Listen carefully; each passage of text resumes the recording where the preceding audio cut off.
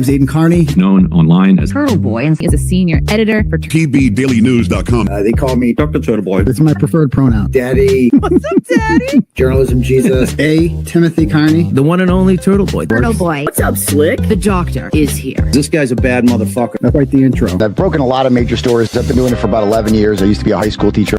Turtle Boy has changed a lot over the years. I was once a blogger, but now I'm much more accurately known as an award-winning journalist, a satirist, and an activist.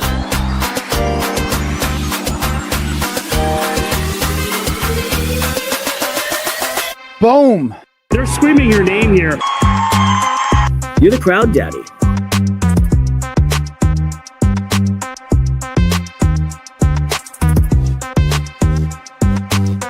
Crazy. People either love me or hate me. Listen, Turtle, all right? But either way, they're watching. Don't make such fun of the criminal justice system.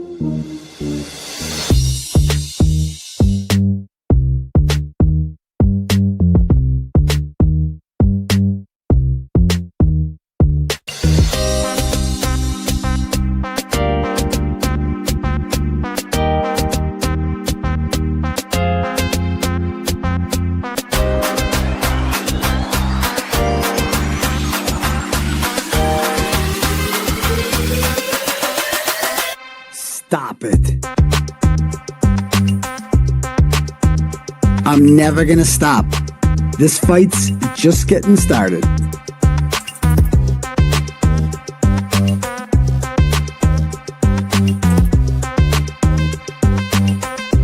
Now let's get this party started.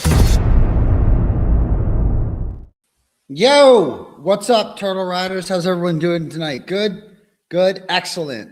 Hopefully you guys can hear me. I'm at the new studio for the first time. It's also I'll call the house. It's like, it's kind of echoey down here. I don't know what that's going to be like. I did test earlier. It sounded a little strange. I don't know. We'll figure it out with time. Hopefully you guys can hear it okay. Hopefully it's not too bad, but we got a good crowd tonight. We got over, holy shit, we got over 5,000 people here already. That was quick. Awesome. Glad to see. So we're going to have a great show tonight. It is echoey. Whatever. We're going to make it work. Good enough. Good enough. Quit your whining. Just deal with it. Deal with it. All right. Anyway, for those of you new here, my name is Aiden Carney. I am the head honcho around here. I run this award-winning program. You can call me a variety of nicknames if you like, up to and including A. Timothy Carney. That's my true crime name. You can call me Journalism Jesus. It's my spiritual name. You can call me Uncle Turtle Boy. Old school Turtle Riders call me that. You can call me just Turtle Boy. A lot of people call me Turtle Boy. I prefer Dr. Turtle Boy because it's my preferred pronoun. I prefer if you respect it because if Judd Welch is a doctor, then so am I. You can call me, what are we getting? 1 million messages? Okay, awesome, good, awesome. Yeah, thanks. You can call me Daddy if you'd like. Some people might find that weird and awkward, but others find it fun, flirtatious, even borderline sexy. Call me different kinds of daddy, daytime daddy, brow daddy, crowd daddy, theater daddy, drama daddy, formerly drama-free daddy, media daddy, saint daddy, and of course, fridge daddy, because I will fix any fridge you have. You just got to shake it a lot. I've been here, moved to my new house, already fixed the fridge. We're good to go. We're good to go around here. So anyway, it's going to be a good night. We got a rambunctious audience here, huh? Over 6,500 people in the chat already. I like it. I must have a special guest or something tonight, I'm guessing. So make sure you guys hit that like button for me, hook it up, and smash the subscribe button if you haven't done, if you haven't done that already. Moderators, if I don't know what we can do with the chat. People like to chat, whatever. You guys will figure it out. I trust you find people because we got a lot to get to tonight.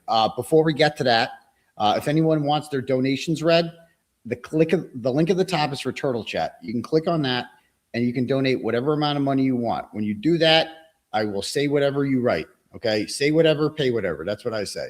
Pay whatever, say whatever. And I will read out loud to the class. Or you can cash at me at $ Uncle Turtle Boy. However, I'm not reading them until after our guest's on. I'm not one of those people that reads donos when the guests are on. I think it's rude. Okay, due to the company, it's insulting to the guests. So we don't do that around here. All right. A couple other announcements real quick about it before I forget. So as you guys know with the story, the Kelsey Fitzsimmons story, I, really didn't want to get involved in it right away, simply because, even though it happened like right after the Reed verdict, so it was like a brand new crazy story, simply because, my lawyer represents Kelsey. And so anything I said would be perceived as biased. See what I'm saying? Like, people like me because of my authenticity. And if I come in here and I'm like, yeah, go Kelsey, Team Kelsey, people are going to be like, well, that's not authentic because you're just saying that because he's your lawyer. So I stood aside for a while. I watched it. I supported her from afar. I believed in her. But the more that went on, the more that I read about, like, Justin and all those people, like, that's when I was like, okay, I can't, this is too outrageous. So I got involved. I started going to hearings. I got to know her family and, the great people. And, I fully invested in the Kelsey Fitzsimmons story, Team Kelsey all the way. Special acknowledgement to Mazza Media for raising God knows how much money throughout this entire experience, kind of being Kelsey's turtle boy. He did awesome. If Mazza would like to come on, I'm going to send Mazza a link right now. Hold on. Can I send a copy? I'm going to send it to him on Twitter. So Mazza, if you're out there in the Twitwat, you're invited to come on in a little bit, and I'll bring you on. I just sent it there. So you're more than welcome to join us there, Mazza. Gator Boy, I have no idea who Gator Boy is, but he's this guy who has like really been, being like the turtle. I guess he's like the other amphibian, a reptile for Kelsey. Like, he's doing a great job, whoever he is. The Glare last night raised 25 G's. He did a 12-hour stream and raised 25 G's for Kelsey. So that's great. That's great. So yeah. So without further ado, I don't know what's going on there. I see Kelsey was backstage. She still is, but her camera's not on. I don't know what's happening there. Oh, did she fix it? It's like blank. So I don't know if we can figure that out, but Tim Bradl's also there. I'll bring Bradl and Kelsey right now. Just, I don't know. Kelsey. There she is. Oh, there she is. Okay. Hello. Welcome, guests. How are you guys doing? Hi, guys. Hi, Kels. Hi, Tim. Yes. So this is a fun powwow here. We have Tim represents both of us. And as I said, Tim, I didn't want to get involved in this first because, people would see as biased. You know what I mean? I think it became a no-brainer after a while, no? Mm-hmm. So it wasn't too hard to take the right position. Yeah. Yeah. I mean, it's an easy position. And like I said, I always said from the beginning that, like, regardless, it is outrageous what happened with her on September 11th. And like, that is what obviously radicalized, I think, a lot of people. It was just the inhumanity of it all. Like you know what I mean? What they did to her on that day. And a lot of people had their hearts broken that day. So that obviously, she was a good villain. She was like an Auntie Bev. So is Kelsey there? Is Kelsey's audio on? Is she with us? Got it, Kels? I'm here. I'm trying to look for Right. the bracelet somebody gave me, so I can show them that I've been wearing it. Oh, gotcha. There it A is. different kind of bracelet. Yeah, I had it on. It has an evil eye, and it also says good energy, which is Excellent. so funny because I brought this giant evil eye to court every single day, and She rubbed us all with it. Tim knows about this. It's very important to me, and I would. I said I was going to make you cry, and we're not going to do No, that. I'm not crying. Tim, why All right. don't you say what I would do? Wait, what? She would like rub us all down with her evil eye stones, and I'd say, you missed a spot right here. Yeah, she was very superstitious. She's probably the most superstitious gal I've had. Really? Okay. So so she hired you? She didn't hire you, like, because she was in the hospital. She was like completely indisposed, and someone from your family hired him. Is that right? Why him? Your dad. did You not met hire with you. your dad. Yeah, we met with your dad. Your dad, Steve, was kind of the catalyst of it, I think, from your guys' end. Why Tim? Where'd they pick him from? Yeah, what Do the you know? hell? Yeah, where'd he come from? No idea. Was so you Hard. never? It Was obviously walking around wasn't the your hospital. choice because you were like, undergoing surgery and stuff like that. So And you want to know what's weird is when I was in the hospital, I had no idea I needed an attorney because I just thought that I was like this suicidal person that had gone through so much, and I didn't know I was accused of a crime until my parents told me. And when they told me, it was like a complete shock. And they And ended you up didn't know what crime it was. no, not until you told me. that is crazy to think. I never thought about it that way. That like from your perspective, you were suicidal and got shot, and then you wake up and you're lucky to be alive, and you're like, and then you had no idea that while you were in the hospital, this whole different narrative had been concocted, and you had no idea. So was that confusing? Yeah, that's something a lot of people don't think about. For me, is I woke up in the ICU after one of my surgeries, and hours later, I had to be told what happened because I was just, right after surgery, you're not in the right state of mind. And I was never in the right state of mind. But when I was told what was concocted after, I was like, what? There's no. The first thing I said to my mom, because she was the first person I saw in the hospital, is, how are you in trouble for trying to take your life? That's what I said to her. So you had no idea that they had alleged that you had done what they alleged you done? No. Wow. I had no Because she idea. didn't do it. Obviously not. Right. Yeah, but so that's crazy though. When you think about it from that perspective, from her perspective, she had no idea. She like woke up like, wait, what are you saying happened? And so I was in surgery. Yeah, because like even with Karen Reed's perspective, like she went into that like, and she woke up the next day like, did I accidentally clip him? Like, how did this happen? But with you woke up and you were like, what the hell? Nothing like that ever happened. Obviously, like what's going on here?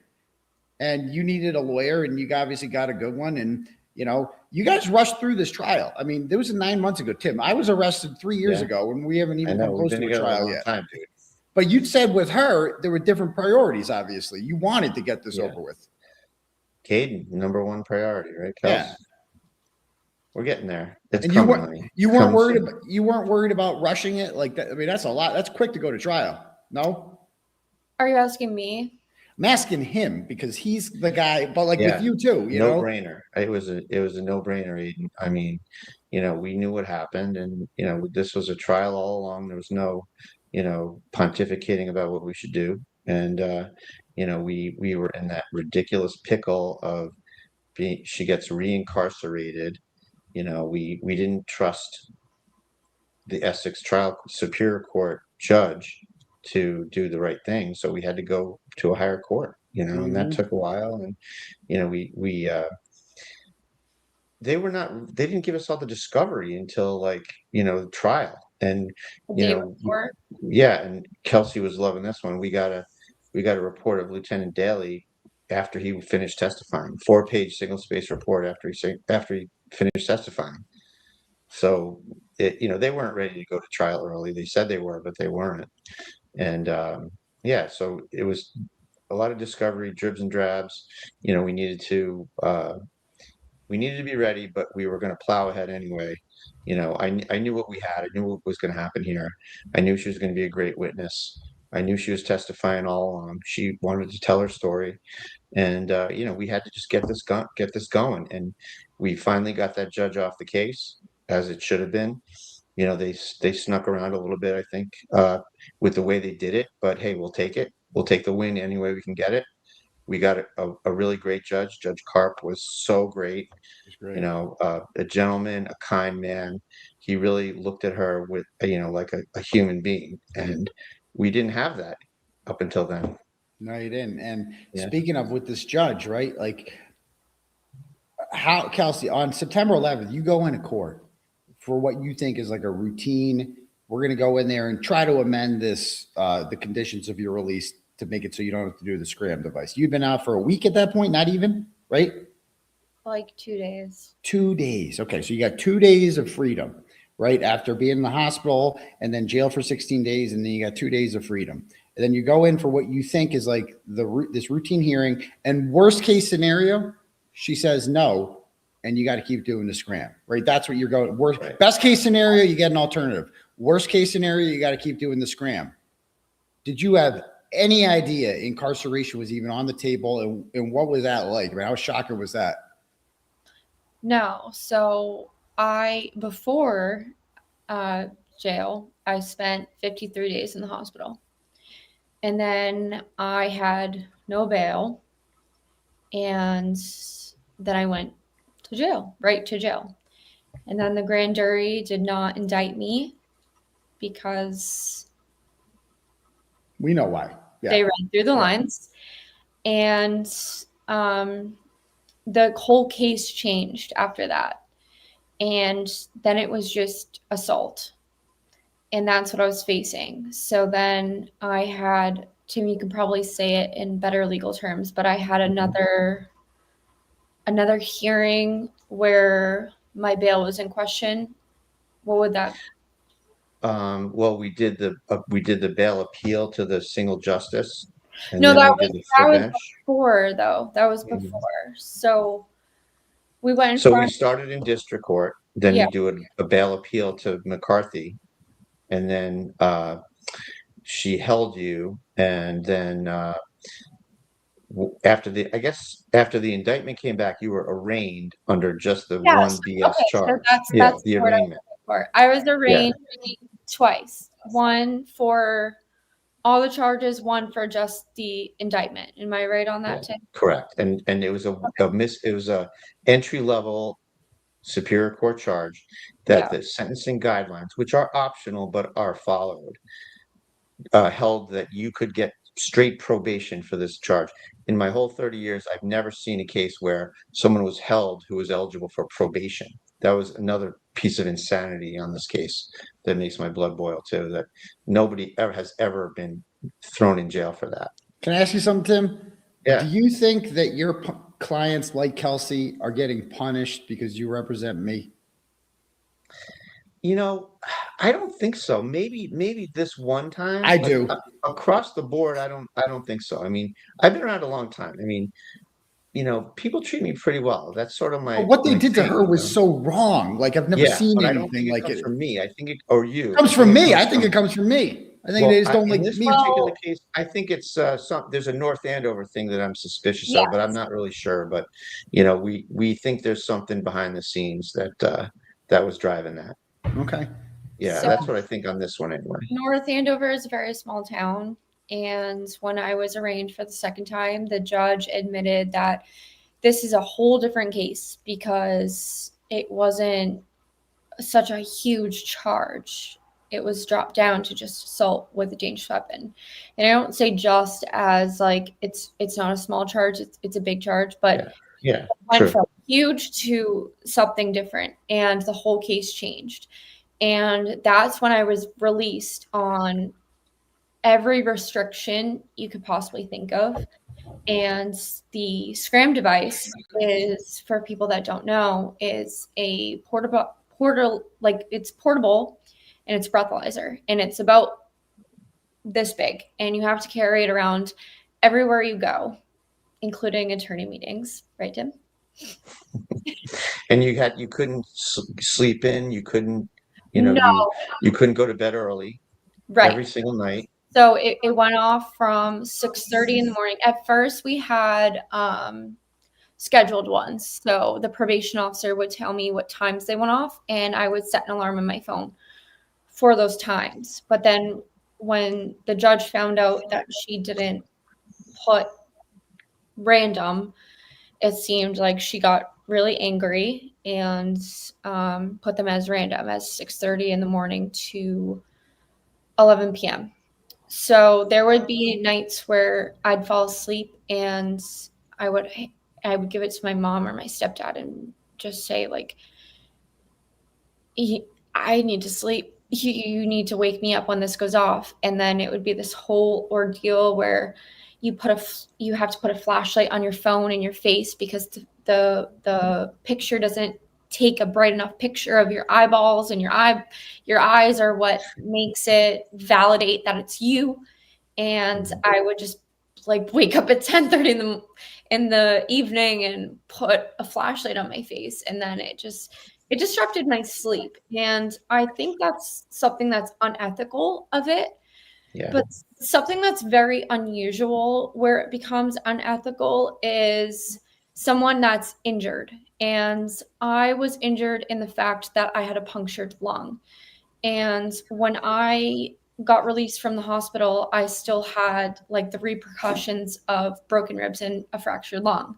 And anyone that's had broken ribs knows how bad it hurts to try to take a deep breath. And still to this day, I work out every day and I have trouble breathing. So you can only imagine 9 months ago when I was trying to take a deep breath.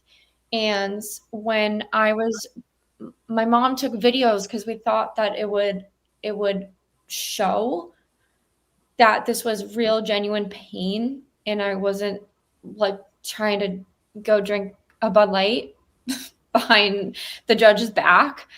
My mom would take videos of how hard it was. And when I would blow into it, it would fail. And I would just be like, oh my God, I'm going to go to jail. Like the police are going to be here right now. I'm going to You have genuine PTSD from this. I have no doubt. Yes. Oh, yeah. For sure. And that's a thing I wanted to talk to you about, right?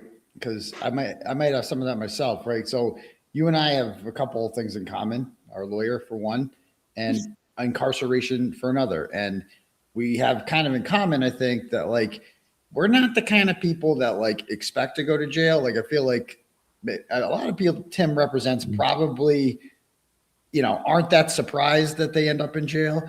Whereas like a lot of people that I guess I met in jail. You met people in jail. You weren't isolated? I was until probably like the last week I was there. Where were you living there? Like I was living in a segregation section of the jail, and it was 23 hours segregation and 1 hour out. And was it like a unit with like multiple cells and multiple prisoners?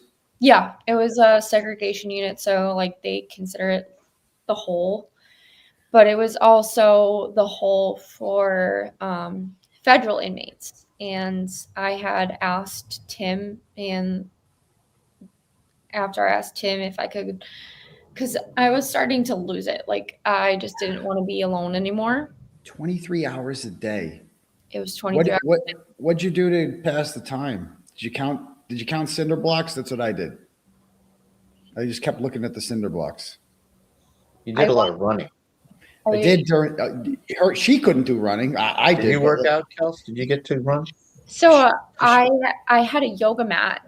I got a permission for a yoga mat in my cell, and I did a lot of push-ups. Yeah, there would be days where I'd hop on like an attorney visit with Tim, and I'd be like, this is how many cinder blocks are on my ceiling, just in case you're curious. Did that speed up your healing so that you could blow into the thing, the push-ups? Yeah, so that was. It must have hurt like hell. That was the reason I had the yoga mat. It was like a medical reason, and it was so I could get out of jail faster and be able to do. Oh, yeah, because that's ultimately what got you out. You were able to do the Scram. That's unfreaking. And by the way, Aiden, she's a hurdler. Like you're a hurdler? I was, and you're a track coach. You did the hurdles? Yeah, I didn't know that. Distance and hurdles, yes. What? I did the hurdles too. Get out of here. I did too. Yeah, get out of here. 3:30. You're gonna have a 3-way race. Yeah, we're gonna have a race. I'll race you. I will kick all of the ASS. Oh, really? Okay. All right. So what can I ask you some weird what's it like being shot? Like that's my first I always said that was gonna be my first question. Was like, I can't believe you got shot. Like that's Tim, imagine you got shot like in that hand, how much that would hurt. Can't even. What's that like getting shot? Like he gave some good testimony about that. Yeah. I know it's a stupid question, but like, what's that like getting shot? It's not a stupid question. I get asked that a lot. And I explained it as absent pain, but it truly felt like a force that burned the whole inside of my body is the only way I can explain it. It was such a heavy force. And in my training, I have been sprayed twice, and I've also been tased. So It's nothing like that, I assume. I mean, it's just, do you realize you were shot when you were shot? You're like, I've been shot. Like, holy shit. Like, I Yes. just got shot. I'm going to die. You probably thought, do you think you were going to die? yes. It's freaking crazy. But you lived. That's 10 wild. millimeters, right, Kels? 10 millimeters? 9. It's 9 Oh, millimeters no, I away mean from 10 killing you. millimeters away from your spine, right? Wasn't I know it was a 9 millimeter Oh, no, cartridge, but It's wasn't it like 10 millimeters from your spine or something? it's less than an inch away from my spine. Wow. And That's that unbelievable. would have been it. Wow. Let me ask you another question. What's it like? How do you feel about Houston and Daly, especially, but especially Houston, who you invited to your wedding? Like, what's it like sitting there listening to those guys? You invited him to your wedding and he testified against you. What's that like? I think that specific police department, and this doesn't go for all because there are good cops and there are bad cops. And I'm not saying everybody on the North Andover Police Department is a bad cop, but I am saying that if you want to keep your job there, you're a part of the boys club. And the boys club consists of keeping your story straight. And when Houston was testifying, I remember looking at Tim and I said, he doesn't believe what he's saying. And Tim said, I know. Wow. And that kind of just says it all. Yeah. He had a funny affect up there. I don't know. There was a lot of betrayal going on. You had to watch your friends get up there. I mean, what, Michelle, was that her name? Oh my God. I thought I had bad friends. I mean, watching her get up there and do that. What's her problem? Like, what did you ever do to these people? What's their problem? You seem so likable. I'm gonna be honest with you. It's like, I don't get it. I've had a couple of conversations. You seem very nice. And I just don't understand the level. That's gotta hurt. Cause I know what it feels like to be betrayed. Does that sting you or does it not bother you? It all stings. I think that after everything I've been through, she falls low on the category of what hurts. If that makes sense. So guys, we probably shouldn't go there because this Michelle chick is going to probably be testifying in this thing. So let me suggest, Aiden. Aiden was talking to me earlier that he saw us talking while Carp was reading his verdict. Remember that? Yeah, and I want to bring that up. I thought that was cute. We had that exchange. Yeah. And he kept asking me.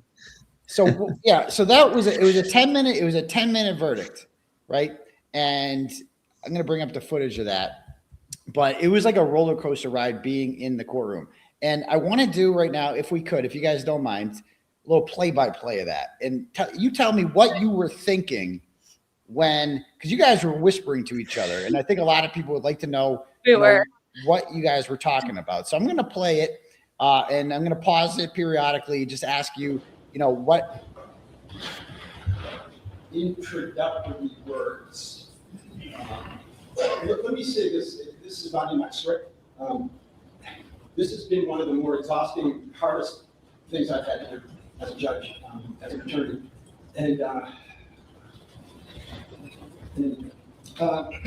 So he's such a genuine, kind man. I just love him. He was a little off the cuff. It's like whatever. I forgot what I was saying, but he was standing up. That was one of the things that was huge to me. He was standing up, and I I was not intimidated by him because he is very genuine and you can tell he's very fair, but he was standing up and I knew it was real. Mm-hmm. Yeah. He was, I mean, this must've been, I was looking at you. You looked extremely nervous as somebody would expect, you know, when they're hearing a verdict, but he went on. Presides over a jury trial in a civil case. There is no requirement that judges explain their reasons for reaching a verdict after a criminal bench trial. I do so in this case because I think that Ms. Fitzsimmons, Officer Newman, and all the people involved in the traffic events of June 30, 2025 deserve an explanation. Yeah, there you are. Pause. Pause. Okay. Yep. So right there, I had looked at Tim and I said, what does that mean? Because he said I was credible. And we haven't gotten to that part yet, but yes, you said okay. the credible part. Yeah. I think there was a couple of them. Yeah. Yeah, you'll see. The opportunity to publicly, He thanks Tim. So he gives Tim a good job. Great job, Tim. Presenting the evidence and conducting themselves in an extremely professional, Very professional. may be vilified or subjected to public scorn for simply doing their jobs. In this case, I say Trying to cover all the that any bases. such scorn Yeah, is unfair and be nice to one the DA. shining example of our adversarial system. Fitzsimmons herself, like Officer Newman, willingly and selflessly performed for citizens of North Andover. For this, you should be thanked, not disparaged. For those that think that serving as a police officer is easy, or that officers don't care or take pride in their work, I say with more than 3 decades of experience in the criminal justice system that you are naive, misinformed, and sadly mistaken. Stop right there. This is the part that I'm nervous the most. What were you guys, when he starts saying cops are all awesome, everybody be nice to cops, that worried the shit out of me. How'd you feel when you heard that? I'll touch on that. When I was in the hospital, I told Tim, like, police officers have a huge job. Number one, we zip up our vest every day before work. And I think I can speak for every police officer, whether you're religious or spiritual, you zip up that vest and you say a little prayer. Okay. So there's that. So when you're being questioned, oh, you're on edge for this, you're on edge for that, that goes for everything. And I think that when you're in a split-second decision, you can make mistakes, no matter who you are and how well you're trained. And that's what happens here. And I think that I said in my very first statement when I was in the hospital in July, cops make mistakes. We're all human. But not admitting to those mistakes is what makes you not human. And that's basically my whole trial. But when you heard him say that, did you think that was a positive or a negative thing, him saying good things about cops like that? Do you think that, how did you think, because I'm sure you were thinking the whole time, is he going to convict me or not convict me? Did you think? That's what you were asking me. I asked him and I was like, what does this mean? And what'd you tell her, Tim? So act it out. So lean to your right and I'll lean to my right. Okay. So he said all cops are good. The screen just missed. Lean to your right. Lean that way. Other way. Leaning to me. You're leaning to me. There you go. She goes like that. Okay. All right. Yeah. And she's like, is this good? Is this and good? She did it. And I go, neutral. Neutral. And then she does it again in a minute. Is this good? I go, neutral. But I have a different take on that, Aiden, because Kelsey and Courtney always hear me saying this. If a judge is like, telling you to sit down and that's enough and stop it, you won. You got to be careful when the judge is saying, oh, anything else, Mr. Bradl? Remember, McCarthy was always like saying, anything else, Mr. Bradl? Do you have anything else? Do you have anything else? That's when you know you lose. Yeah. And this is sort of like that, where he's praising the cops. So I know what's coming after he's done praising the cops is the big but. So I was feeling good. So you weren't that neutral. You didn't think I was feeling good. Yeah. Well, okay. I didn't want to get ahead of it with her, but deep down I thought it was Good. You're very optimistic. You always tell me everything's going to be fine, even when it's not. Good to know. Yeah. You know, oh, he's not going to revoke your bail. Next thing you know, I'm in jail. Oh, You know? okay. You know, So when I was in front of McCarthy and she seemed angry about the Scram situation, and I leaned over to Tim and Martha and I said, Am I going back to jail? And they both were like, absolutely not a chance in this universe are you going back to jail over this. This is a medical difficulty. There are alternatives, and you're not going to jail. But when she walked off the bench, I had more anxiety when she walked off the bench than I did for the couple hours that Judge Karp deliberated. no, I can imagine because you're going to jail. Like That was jail, insane. And I should say, guys, there's 3 pending judicial complaints against her for her actions on this case, one of which is from me. Really? And 2 are from folks that are in our circle here. Tim, you know what set her off the more I listen to that? It's when you said the word torture. She's like, she taunted you with that a couple times. Yeah, She was yeah. like, oh, since you call it torture. Yeah. And Okay, we don't want to torture her, so I she- guess we'll put her in jail. Right. Right. And That then she was was like, really oh, this nice is lady. an eighth Amendment violation. And she kind of made Tim agree to that. But Tim never went out of his way to say, this is what it is, cruel and unusual. But it was. I really didn't even mean it in the 8th Amendment way. I just kind of And- meant it and in she the made colloquial way made that you this is say really that. hard for you. Yeah. Yeah. She directed you into that way. And that's not what we were saying. I think she just didn't like the use of the word torture, and she's like, "Oh, you want to use hyperbolic terms? I can be hyperbolic too. Let's put you in jail. You want to be hyperbolic?" And it was just like, but we all knew what you meant. It was just Just like a judge that would do something like that is, inhuman. insane. Inhumane. If that was Inhumane. Suffolk County, we would have been in and out of there in 5 minutes. Especially where we had the PO saying she's fine, she's trying, she's in a lot of pain. We need to do something else. We would have been in and out in 5 minutes. I don't know. Honestly, I don't know what is going on up there. I'm just so disgusted with that court. Not the court, with certain people in the court, I should say. I mean, it's a human being. You know, Well, like this is no, like She's playing games. She's I playing wasn't games. a human being because Tim said, this is really hurting her. And she said, Miss Fitzsimmons is a defendant. In lieu of incarceration, she was put on this Scram device. And you sound just like her. Yeah, you really do. Holy shit! I just got how I kind of talk. chills there. Oh my god! And how I talk. Yeah. But those were her exact words. And in that moment, I knew I was guilty until proven innocent because she said, that was Miss the vibe to me Fitzsimmons too. is a defendant. I She doesn't deserve to be able to pee in a cup and prove that she's not on drugs. I've never done drugs in my life, first of all. So this was outrageous. Absolutely outrageous. That's the only word I have for it. And I'm sorry. I know what that's like. I that know what was it's like to shockingly go to unprecedented. jail when you don't expect it, and how lonely it is in there as a it is a higher profile person. Like it's a million times worse. The isolation. I asked him. I was begging to be put in jail. I go, I'd rather get beat up. If they're worried about like security concerns, it's more painful being in isolation. Would you agree? Tim, I think I said that to you, and I was like, I got threatened a lot in jail because you're a cop.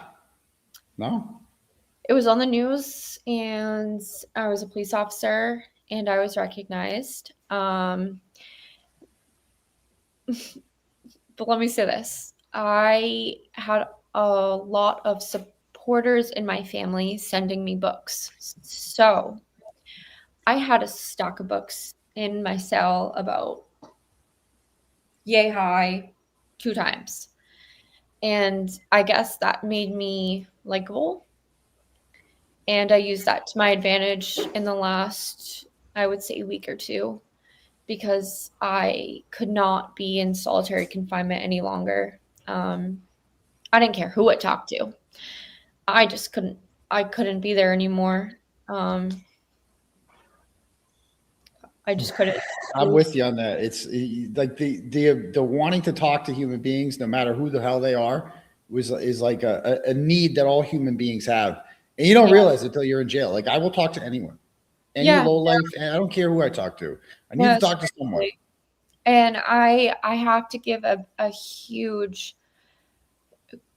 Courtney was my rock. Courtney, I don't know if I would have made it through without her. You guys were on the phone every day. She like kept the FaceTime going, right? Yeah, we were allowed to FaceTime because she was on the defense team, and every single day we FaceTimed. And when I was in my cell 23 hours a day, I was able to go to a place where there was a window and I could see outside and I could talk to her. And it wasn't normal, but it was taking me out of like a really bad place. And honestly, like she's more than just a paralegal. She's amazing. She has a great heart. She's done that for some of my other clients too. I know a guy. I was just saying. I know a guy. Yeah, like I talked to Courtney. I didn't really know her before I went to jail, and I found myself talking to her for hours on end every day, and it helped me she helped me get through jail too a lot. Yeah. You know, and Tina Murray did too. They both did. They really helped me both get through jail a lot, and I'll never forget that. And that you'll always carry that with you. So I really appreciate that. Courtney is a true like backseat hero, is how I would describe her. She was allowed to sit at our table during our trial, and I thought that was huge because Tim can agree she's a huge backseat hero. She's got everything at her fingertips. She knows where everything is. Yep. Huge help. Yeah, I was with her the night, and Tim, the night that you were thrown in jail, because I think I had court the next day. We went out with Betrayal, and they were just so bummed, and they were just like because they had told me what happened. I'm like, Jesus Christ. And Courtney told me that you guys talked a lot and everything, and I'm like, I think when there's such an injustice, it's like a slap in your face to your attorney. Well, there were two huge things, Kels. Like the assault with intent to murder charge was no billed, was rejected, and she didn't miss a beat. Like anywhere else, that would have just been personal recognizance right away. Mm-hmm. And then the other thing was the lack of recognition of the guidelines. That the guidelines were that this is a person that would get probation if she pled guilty on the spot. She'd very likely get probation. Then the third thing was we had two clinicians that said she wasn't a danger. She didn't even miss a beat in ignoring that. And there were just so many things that were just ridiculous. And I think that garbage about she doesn't know that you have a broken rib and it hurts, and that she doesn't know about other alternatives to testing besides Scram. She was really giving us the business, like crazy stuff that you would never expect. Seriously. And during my arraignment, a lot of what I feel like wasn't recognized is how much work I put into my mental health during my hospital stay. Yes, I was 100% there because I was shot in the chest, and there was a lot of complications from that and a lot of surgeries. But every single day, whether there was a surgery or a complication, I met with a physician that knew my mental health and helped me through it. So before I was even put in jail, every single day of those 53 days, I was trying very hard to heal myself, and I got there. So she was so such a setback when you first went there. She was killed me. So concerned with my mental health. However, she sent me to a place where there was a lack of, and terrible setback. So wrong. Tim, what is that like as a lawyer, Tim? Like, I often think about it from your perspective. Like, I'm the one that was in jail. She's the one that's in jail, whatever.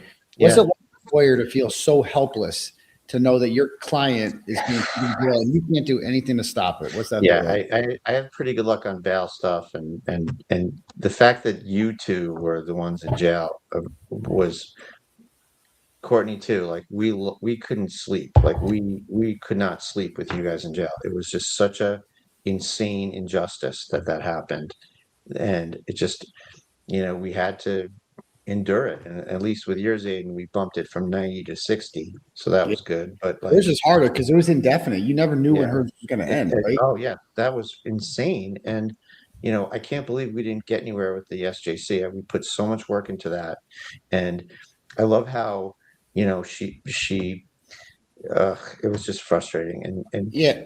Did you hear that CYA speech she gave when we came back, when Kelsey could do the breathing, she could do the scram? Yeah. And she's like, you could have come back here. You could have come to me. Oh, like we're going to come back there to that hellhole of a courtroom that she runs. We had other things we were trying to do in the SJC. We were trying to get her off the case.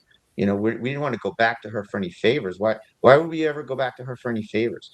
And the reason she was doing that was she saw the writing on the wall. She was trying to mitigate damages. She was trying to act like, oh, we knew we should have come back when she could breathe well, right away. And, Kelsey had the fortitude and the guts to try to stick it out and try to get the SJC. We trusted the SJC.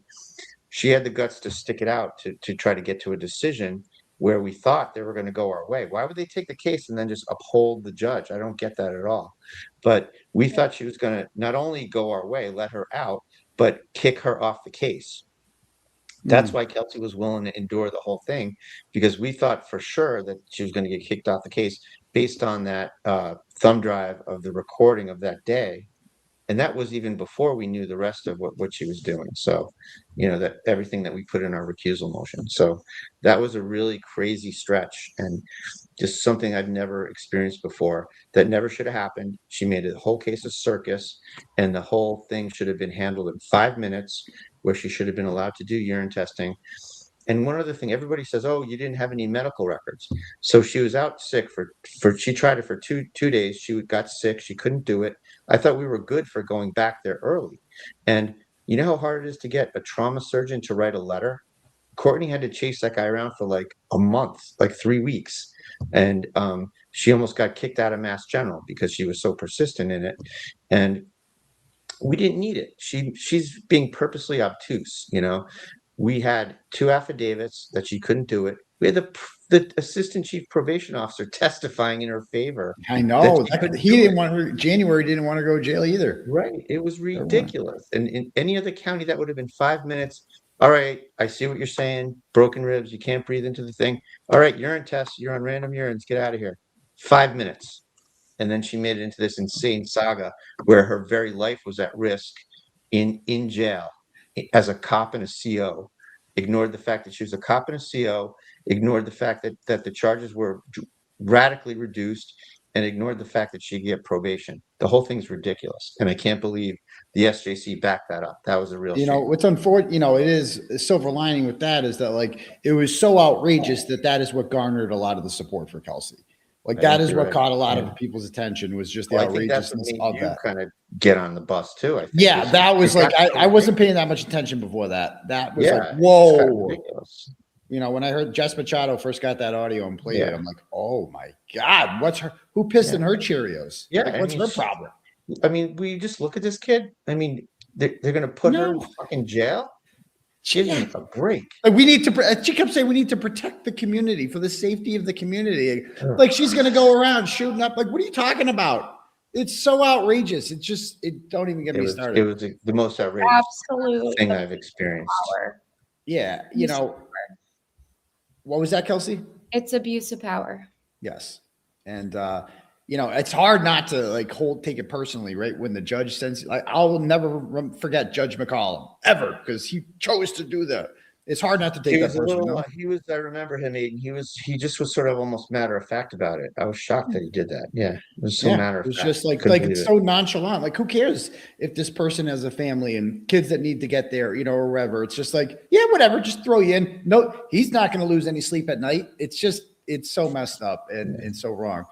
especially in this state, Tim, where people get off a lot in this state. Like it's a very liberal state when it comes to judges. So on the back end of the case, yeah, but on the front end, they want to lock everybody up. They want to put everybody on a bracelet on drug testing, on everything. They're nuts about it. Whenever whenever there's an opportunity for the government to put a restriction on somebody, they inevitably will do it, and then they get addicted to it, and the judges realize that I'll just put everybody on a bracelet, and then my ass is covered. Yeah. It's crazy. Before I let you go, can we put a little more of this? Because I wanted to do a little more play-by-play. There's a couple points in here. I'm just seriously curious what you guys were talking about. The work of police officers is especially fraught with peril today because of our exceedingly cynical, polarized atmosphere, where our citizenry often neutral. So he said to Courtney, "This is good because it's going to turn around and go our way." And then Kelsey turned to me, and I didn't want to get her hopes up. And I said, neutral. Neutral. I wanted to make sure. Well, it worked. Evidence of a conspiracy in this case. What I saw was dedicated public servants like Officer Newman and his fellow officers doing the best they could under tragic, rapidly evolving promotional circumstances. What I also saw was a young woman, Ms. Fitzsimmons, who was also a dedicated public servant, react to sudden, confusing, and heartbreaking news. Now let me turn to the evidence and the law. Our system of justice requires you to decide this case solely on— What'd you say there? Neutral. And what was she saying there? So you just kept asking. How about now? Right, Kels? Like, what's happening? Okay, what's happening? Law and the evidence. So the only things I considered in reaching my verdict are the 98 exhibits submitted during the trial and the testimony of the 11 witnesses that testified here in open court. While it may be cold and uncaring, our system of justice demands that emotion, sympathy, and concern for the consequences of my decision. By the way, how'd you feel about this guy right behind you? I mean, did you? First of all, didn't give a shit about him, because if you play it back about 10 seconds, you need to look at Tim's knees, and he's shaking. I was like going up, down, yeah. He was like, all right, no matter what it is. He was going too slow. I was going crazy. Yeah, he was like, Tim said, no matter what it is, it's okay. Don't give him the satisfaction, right? Right. This was Judge Carp's time to shine. He was enjoying this a little too much. If you go back about 10 seconds, Courtney grabs Tim's knee on his left. Okay. I grabbed Tim's knee on his right at pretty much. Maybe cold and uncaring. Our system of justice demands. Look at him. Sympathy, the red. Look at him. She's like, calm down. She's like, calm down, Tim. Courtney grabs his knee and then look like 2 seconds later. Yeah. Like, relax there, pal. You guys are telling him to relax. Yeah, right. He's not the one. Play no role in my decision. As for the law, she just did. In order to prove Mrs. Fitzsimmons was guilty of the crime of assault by means of a dangerous weapon, the Commonwealth must prove the following 3 things. We lawyers call these things elements. Meanwhile, Martha's like stoic over there. Mark was what? She's stoic. Oh yeah, Betrayal? Martha. All right, Martha's just straight ahead. She's been there before. Yeah. She's acting like she's been there before. Second, that Mrs. Simmons intended to commit the assault. And third, that the assault was committed by means of a dangerous weapon. The sole issue before me is whether the Commonwealth proves each of these 3 elements beyond a reasonable doubt. And more specifically, under the circumstances of this case, the narrow issue before me is whether the Commonwealth proved beyond a reasonable doubt that Mrs. Fitzsimmons pointed a firearm at Officer Newman for any perceptible amount of time. What is not before me are the legality of the issuance of a restraining order to Mr. Alain, the reasonableness of the procedure used by the police to serve the restraining order, the legality of Officer Newman's use of force, and issues regarding the custody of Katie. It is not my place to decide these issues or even mention my thoughts on them. So that's neutral, right? You hear that, you're like, okay, nobody benefits from that, right? No, I will say that's when I knew. That's when you knew. Yeah. Really? How come? That's absolutely when I knew, because he talked about the officer that made these claims, and then he also talked about my ex-fiance who made certain claims. And I don't think he would bring that up, that it wasn't his decision if those people thought what they thought. I don't think he would have said that if he was going to make a guilty verdict. So that's kind of when I knew. You too, Tim? Sorry. You know, you're right. I don't I'm good. I'm good. I'm good. Keep going. Go a little more. I'll play a little more. He does the I'm big thankful buck for this kind of. because He my kind of role does the has big been hard buck. enough. What has made my job especially difficult in this case is that by and large, I found the testimony of Officer Newman and Ms. Fitzsimmons to be credible on the materials and relevant points. Okay. A He's lot of such a people nice thought guy. it, a lot of people doesn't- thought he it was doesn't over wanna- there. Yeah.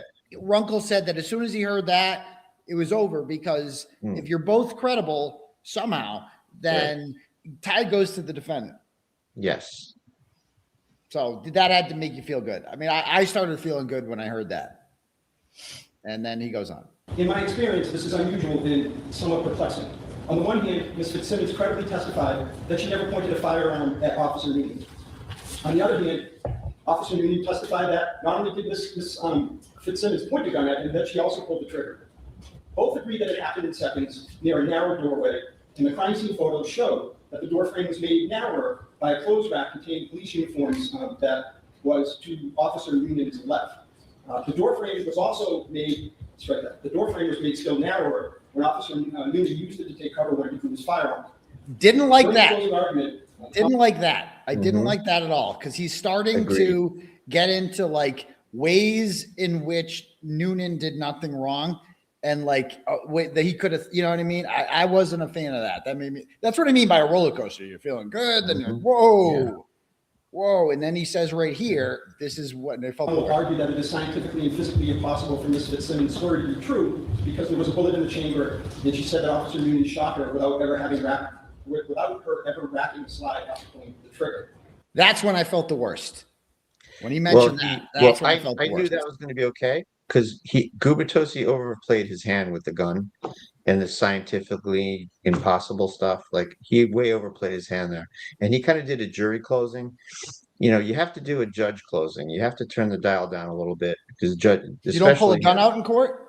He pulled it out 3 times. There was an article in the New York Post just on his pulling the gun out. This little tiny article. And how he created this controversy by doing that 3 times. Like I don't do that in like a double murder closing where you're really need to turn up the heat. I would, as a prosecutor, I mean, I would.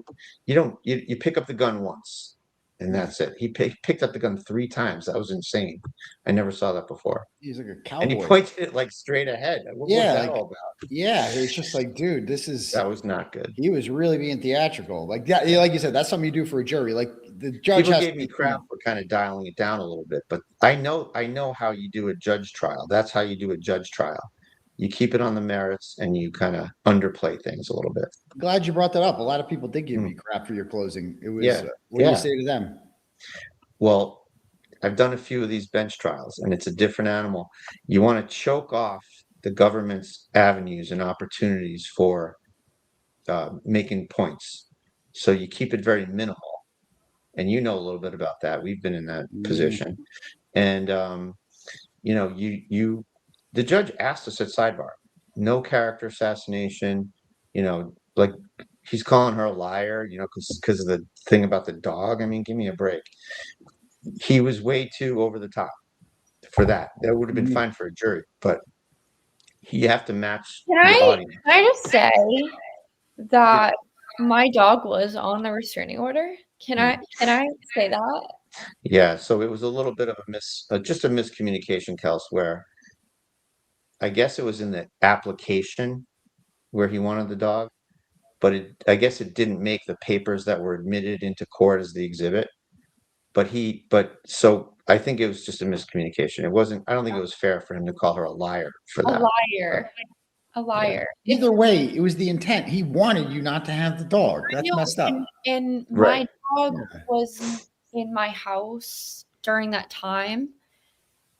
He was staying with my dad because we had gone away for the weekend and my dad hadn't brought him back yet. And they asked me where my dog was. And the intent was there. Let me just say that. The intent was there. I'm not going to make any dog jokes. I was going to make a funny joke there. I will tell it when you're off the screen. I had the funniest joke there. I didn't say it because I'm being mature here for my lawyer. Okay. She's got a great dog, Maverick. He's adorable. Maverick's a lovely dog for sure. Our dogs, me and Tim's dogs have met before. Yeah. All right. I disagree that the evidence reflected that the only way to chamber a line would have been to pull the slide. There it is. That's how you knew. However, even if I assume that Ms. Fitzsimmons lied about not wrapping the slide, it does not detract from the adamancy and credibility of her testimony that she never put it in. They brought up the biggest piece of evidence that they had, that bullet in the chamber or whatever. And then he's like, but doesn't change. As soon as he said that, this is when it starts getting good. And just watch your facial reaction. About which he was equally as adamant that she did. Perhaps the Commonwealth could have easily met its burden if the officers had been wearing body cameras. But under these circumstances. Okay, as soon as he mentions body cameras, you look over, Kelsey. What? You felt good, right? Yeah. I knew. You knew? I knew. Yeah, that's where I was like, yep. Yeah. There you go. Yeah. Is that where you grabbed her hand? What was that? I think I grabbed her hand. You grabbed her hand there? Okay. This is when you knew everything was Around going to be there, okay. maybe. Well, yeah. I mean, was Martha, it looks like Martha's touching you too there? Martha grabbed my hand right away when she heard that. Wow. Reasonable doubt. Oh, she just looks right at reasonable doubt. And then look at you. You take a huge, what were you thinking in this moment right here? Just a big breath. A big, we're on to the next step. Yeah, that must have been, because even if you were convicted, I mean, that would have probably no jail time, but it still would have sucked. No? Yeah, no, it wasn't for me. It wasn't about the repercussions. It was about something bigger, and we can all kind of assume what that is without saying. Mm-hmm. There's a next step to this, and of course. Yeah. So that's what Kelsey, it was about. Martha did a good thing before the verdict came back. I couldn't bring myself to do it, but Martha went to the DA and said, what would you ask for if it was a guilty? And they were not going to ask for jail time. Really? Are you telling her this for the first time right now? Yeah, no, she knew. No, I knew. Yeah. So but you knew that going into this verdict that you were not going to go to jail. Yeah, no, I was never worried about that because number one, I know I did not do what I was accused of. So the not guilty for me was always there. But the judge deciding was scary for everybody. But when they came back and they told me, like, no matter what, you're not gonna, get handcuffed in front of your family for the second time and get put back in that horrible place. There was a relief, but the relief was more because of the next step that there is with my situation, not because of a sentence. Does it make you feel vindicated though? It must make you feel vindicated. Absolutely. Absolutely. Yeah. But think about it. When you guys think about it, if what happened is what they tried to say happened, that she tried to remember that silly way I said it? Murder the guy she tried to murder the guy right in the face. She's trying to kill a police officer at close range, and just by a fortuity doesn't succeed, and they're not asking for jail time. That's crazy. How does that compute? How the hell does that compute? It's like they know, like, because you're right. If they really believe that she did what they're claiming she did, wouldn't they? How about a 5 to 7? Yeah. I guess you can't because it's just a lower charge. How about a 4 to 5? That's what I would have asked for as a prosecutor if I really believed she did that. I go all the way through trial. Tim, just good. Go home. Tim, they wanted to put me in jail because I talked into a window.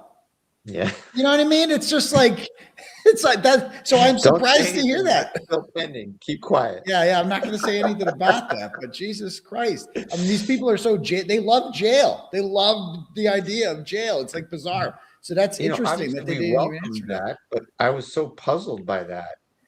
You go all the way through here and you're like, no jail time. We're not going to ask for jail time. I mean, it's nice that they weren't going to do it, but it doesn't make sense on the case. Then what was all this about? Why'd you even bother? Why don't you just drop the charges then? I mean, what's the point of all this? Do you like being on camera? Corruption. It's a weird county. I don't know what's going on up there. It's not my home base. Don't say weird. And Are there there's any so many counties great that aren't people up corrupt there, in the but state? I mean, that's I two for. get it. I feel like Worcester's not much better. We can say weird. It's What was weird, Monty. We can say weird. Yeah. Yeah. So what's it like? You've left. You've gone on vacation. We're not going to say where, undisclosed location. What's it like being free, Kelsey? I mean, to like be able to go outside. You said you were going to go for a walk with Maverick. That was like the first thing you were going to do. What's that like? What was that like? Your first experience of freedom? Did it feel weird? The first thing I did was go for a walk with Maverick. That was the first thing I did. And then, I'm in an undisclosed location right now. I might be a little Underground bunker. Well, I noticed a burn there. Yep. She's in my basement. State of Massachusetts. Yeah. Yeah. Have you been recognized when you go out in public? Yes. I've had mostly good, and I've had one not good.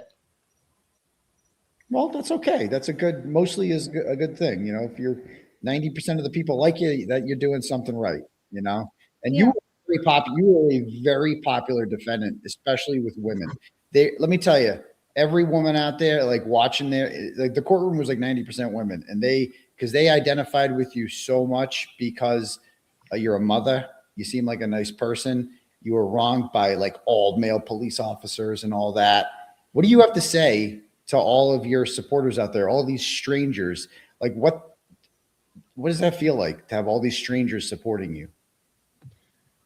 Well, first of all, it was huge that my case even got picked up, because I truly remember sitting in the hospital with Tim and Courtney, and I didn't really see an end, and I didn't see that light at the end of the tunnel.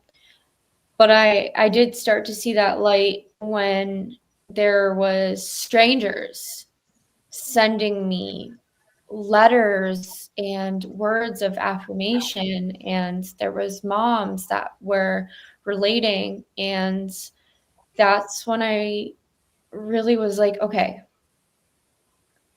there's not just a fight for one thing, there's a fight for a lot of people. And if the attention is going to be on my case, I will be that voice. And do I like the attention? No. I'd rather be known as the police officer that was just in town. That's what I thought that was my career was going to be. Just, police officer that you maybe recognize at Starbucks. That was your dream job. That was your dream. Right. And I absolutely loved my job, but here I am today. And I think I will love my job even more when I'm able to physically and mentally prevent this from happening to another human being, mom or dad or anybody. Because that's my goal. What do you want to do with the rest of your life? You're only 29 years old, right? Only 29 years old, and that is what I want to do for the rest of my life. And be a lawyer? I don't know. I mean, I could go back to law school. I could get my master's. I just know that I have a voice, and I will lead that voice to people not having to be me, because not everybody could survive what I've been through. I put on a happy face a lot of days, but I think my family and Tim and Courtney have seen the deepest, darkest moments of my life. And that includes sitting on the floor of a jail cell and begging to be free to see a human that you created. And there is truly not a word for the devastation that is. There's not. And that needs to be prevented, and it can be. And we will do that, me and Tim and Courtney. So you're motivated by this, like the injustice been done to you. You don't want it to happen to anyone else. No, it won't. That's great. What do you have to say to two of your biggest supporters out there, your most vocal supporters? Is a gentleman by the name of Mark Asadorian, known as Mazza, and a woman by the name of Melanie Little. She's an attorney on YouTube. They were complete strangers to you before this. What do you have to say to them? And like, did you know who they were before this? And like, what do you think of all the support that they galvanized for you? I didn't know who they were before this. I now know that they are amazing humans that are so generous and have taken their dedicated time out of their day for me and my justice. And without them and the eyes that they've put on this case, I truly don't know if I would have been able to handle a lot of this. They'll never know how thankful I am. They really will never know. That was amazing. When I saw you hugging Maz, I'm like, that's a Kodak moment. I know I was, I'm this creepy guy. I'm taking pictures across there, but it was too good not to memorialize. It was like everyone needed to see that. Yeah. I cried when I saw him. I had no idea how tall he was. He's very tall. When you first meet him, you're like, holy shit, this mofo's tall. He's like 6'6". Yeah, he's 6'6". I asked him because I was like, whoa. But I need to give him a huge hug. And, if Melanie was there too, I've tried to hug everybody. Every familiar face. I just say thank you. Like, yeah, we need you to meet all the YouTube. We need Melanie, Will, Nurse Kim. Jimmy came around eventually too. Like we got to get you. You and I have met. And it was very nice meeting you. Yes, but we got to get you meeting all the YouTubers because they're all wonderful people. And this was a big community that got behind you. And the timing. The timing was kind of good. It was like the Reed trial had just ended. People were looking for a new cause, and like in came you and your injustice. And it was a wild ride, and I'm sorry that they put you through that. No one should ever have to go through that, but it sounds like you came out stronger. And I really hope that you're very young, and I hope that you use this opportunity to use your voice to advocate for others. We will. So, well, all right, guys. Well, you told me you come on for 15 minutes, Tim. You're like, I'll give you 10, maybe 15 minutes. For her to realize. I told you that you guys were a little nervous about coming on, and I'm like, I'm good at making people feel comfortable. That's what I like to do. I don't like to ask gotcha questions, or I just want to make my guests feel comfortable. Did you guys feel comfortable here? Of course. Yeah. There we go. That's all I ask. Felt comfortable. It's good to have a platform to say your story because, Aiden, I'm not on social media right now. I haven't been for a while, so it's good to be able to, not only tell my story and my testimony, but hear without all the pressure.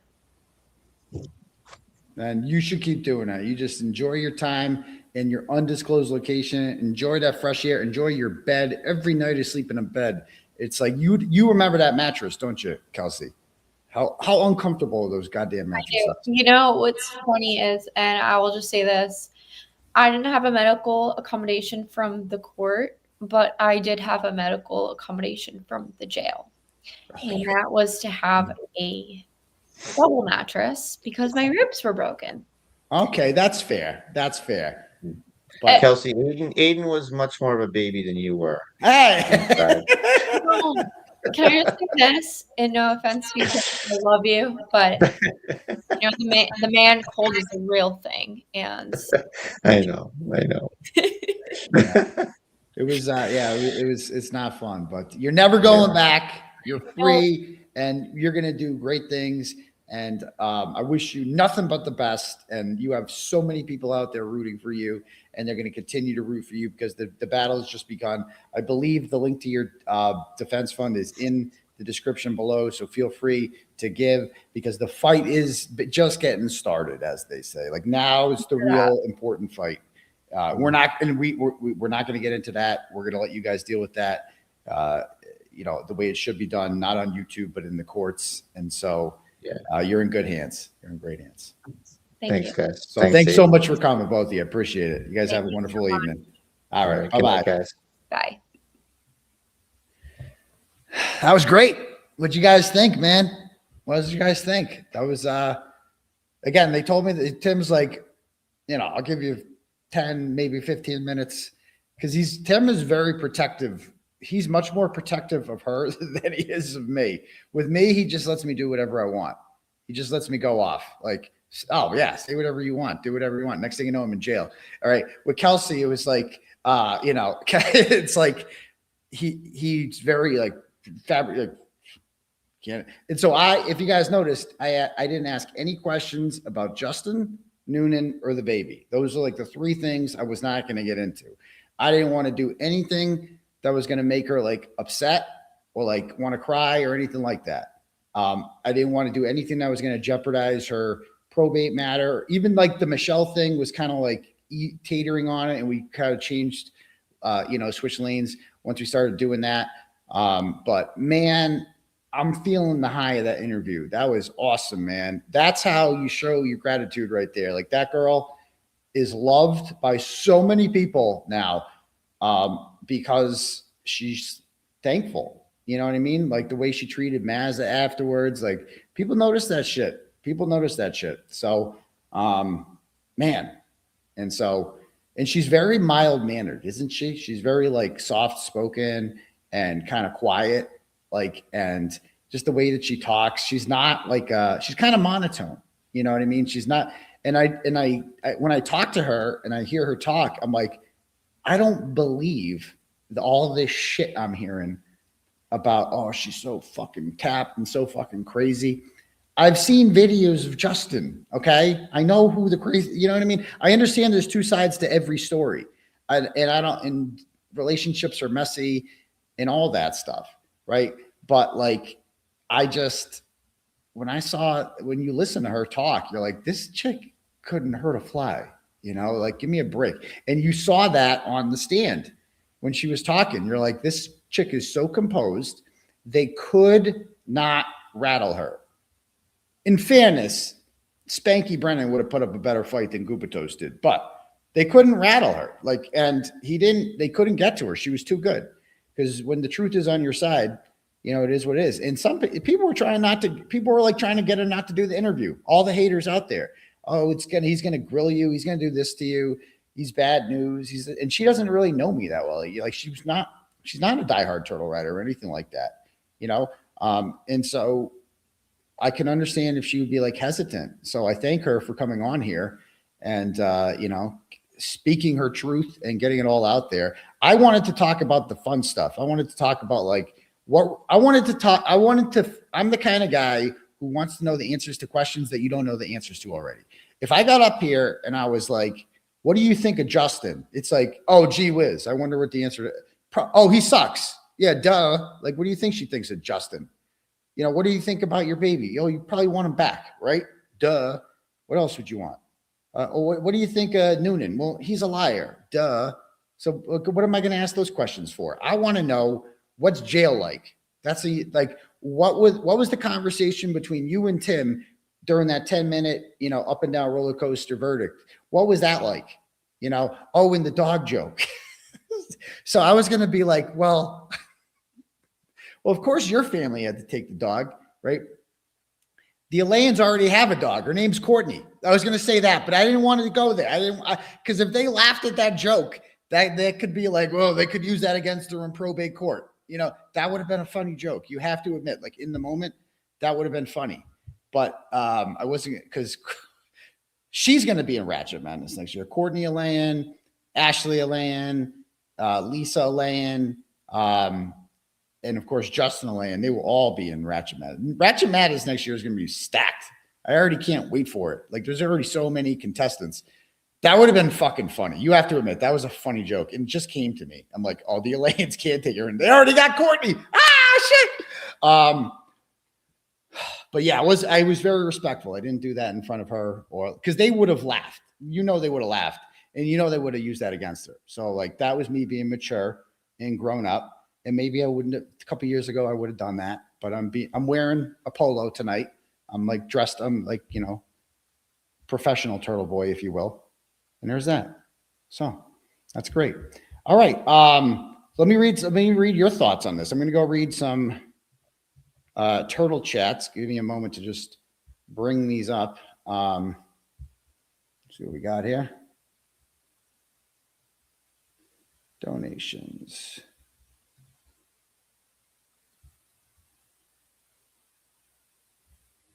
What's today, the 29th?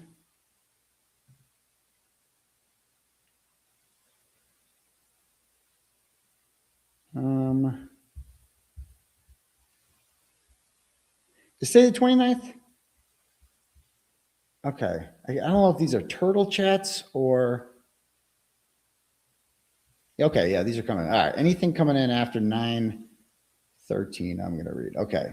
First one is from Mushroom Tripping Shoelaces. What are these? Someone called EE just keeps sending $50.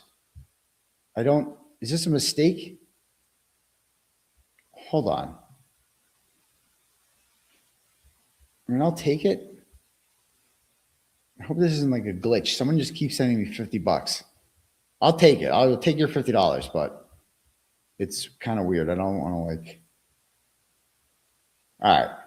So let me find turtle chats here. Okay. First one up. We have here Mushroom Tripping Shoelaces sends $10 and says, is the police union backing Kelsey now that she's been found not guilty? Paid dues for what? Well, she's not a cop anymore. So no, they're not. Is that a real question? Are you saying they should be?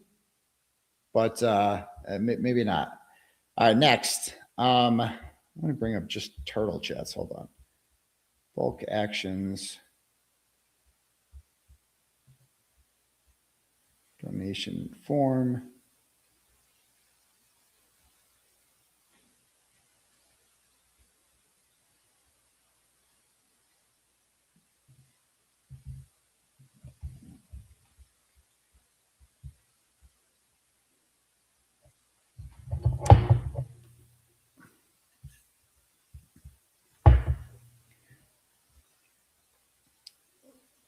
I don't know who EE is, but you're messing this all up because all I see is donations from you. At 9:14, you gave me like 10 straight donations of like $50. I don't know why. More than that. It's weird. I'll take it, but I don't know what's up with that. All right. Steph sends, again, I had a turtle chat wall thing. Okay, here we go. Okay. God, I love Laura so much. Let me pull it up my way. Sorry. All right. Send. Okay, there it is.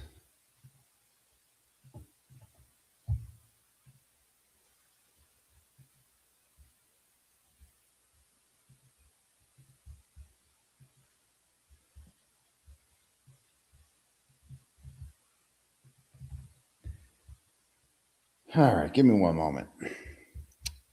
All right. Girl Ryan sends $10 and says, Kelsey, you're incredibly strong. We got you for whatever's next. Thank you so much, Girl Ryan. The Albert Family Rocks, and I already read that one. They're the one that says, does North Andover now use body cams? After this case, it seems irresponsible of them to not adopt them. Yeah, that's what I was saying. If I am if I'm a North Andover police officer, and I truly believe Kelsey Fitzsimmons tried to shoot Noonan, which is an asinine, that means she just got away with this, right? That this crime because of a lack of body cams. That's what the guy said. That's what Judge Karp said. The lack of maybe if there was body cams, then she'd be going to jail.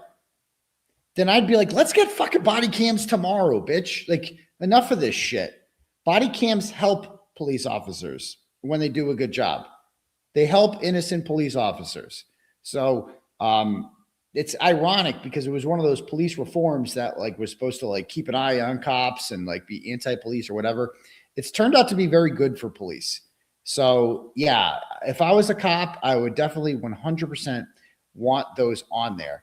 And that's the thing. It's like with the Reed case, you know, if you think Karen Reed is truly guilty, then you should be so mad about Proctor. And then like, cause he's the reason that Karen Reed walked free. He freed Karen Reed more than anyone. Michael Proctor did. He's the leader of the Free Karen Reed movement. Whereas like Kelsey, with her, it's like, well, in their mind, she got away with it because of the lack of body cams, you know? So you get what you get. You get what you get. I'd be demanding them if I was a cop. So thank you. Joellen sends $50 and says, free Karen, free Kelsey, time to free Turtle Boy, time for Kelsey to get that baby. Great interview. I'm glad you liked it. I'm glad you guys liked the interview. That was fun. That was cool. And, you know, I'm glad we did that. So yeah, so thank you, man. She was just really personable, man. She's a really cool person.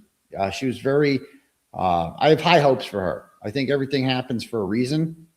And, you know, she got shot, man. I know it's a stupid question to ask, but I'm like, yo, what's that like? Whoa, what's that like, getting shot? I just couldn't imagine. If you were to tell me, like, we're going to shoot your hand and you're going to live, that's just going to fucking hurt. Like, brace yourself. I'd be like, fuck. Like, dude, it sucks getting like a shot. You brace yourself. You know what I mean? It's like getting shot like in the chest. Woo. And for her to just be like chilling out, talking, looking, she looks good. You know what I mean? She does not look like somebody who just got shot. No, that's crazy. That's crazy. That's crazy. So next. And by the way, I blocked somebody, Karen with the Y in the chat. Just too many negative comments. I don't want to hear your bullshit. Oh, let her talk. I let her talk plenty. Okay. How about this? Shut the fuck up in the chat. That's the new rule. Okay. Shut the fuck up. It's my show. I will talk when I want to fucking talk. I will have the kind of conversation with her that I want to have with her. Okay. You don't get, shut the fuck up. Just sit there and enjoy the fucking interview. You ungrateful loser. Thank you. All right, next. It's just I have no, and she had a membership, so she's paying $5 a month. I don't want it. I don't want your $5 a month, Karen with the Y. Seriously, just give it to somebody else. Go give it to Cryford. He needs it. He's struggling right now. Nobody's watching his show. Okay, he had Afro Man on. 300 people fucking watched it. I just had 13,000 people live watching Kelsey, right? Because he couldn't bother showing up because it's in his neck of the woods in the North Shore, and he just doesn't show up because it's too fucking much. So he sits there and he presses a button, he presses stream. And then he gets the monetization on it, not much of it, but some. And then like the super chats come in and he just sits there and he makes like $50 and does nothing. Just no work whatsoever. No work at all. That's what we call grifting, my friends. That's what we call grifting. You know why me and Machado have like, you know, that we're still killing it and we're out there? Because we go to court. Because we're in the courtroom.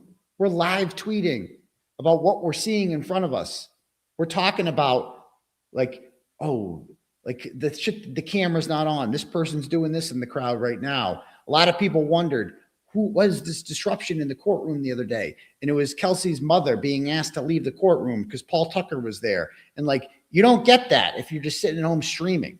Okay. So like grifters like Cryford or whatever, you know, can sit there and they can cry some more because they don't, that's what they get. You know who he gets for interviews? He gets the giraffe man. That's who he gets. A guy in a giraffe costume. All right. So yeah, great job. Great job. Just Machado, you know, I mean, Will is in Tennessee, and he went to more of Karen Reed's hearings than Cryford did. That tells you everything you need to know, right? I mean, BLT has moved on to Epstein. He didn't give a shit about any of this. There was no grifting opportunities for him there. Too much work for some of these people. I didn't even cover it that much, but I went to the fucking trial every day. You best believe I'm going to go to the trial. Anyway. Back to this. Yeah, and like the free Karen, we freed Kelsey, time to free TV. It's the trifecta, man. It's gonna happen. It's gonna happen. It's too good. In this state, there's so many people get acquitted around here. Other states, I feel like it's always guilty, and it's like a done deal. Like everyone knew Corey Richards was gonna get convicted. Everyone knew Donna Adelson was gonna get convicted. All right.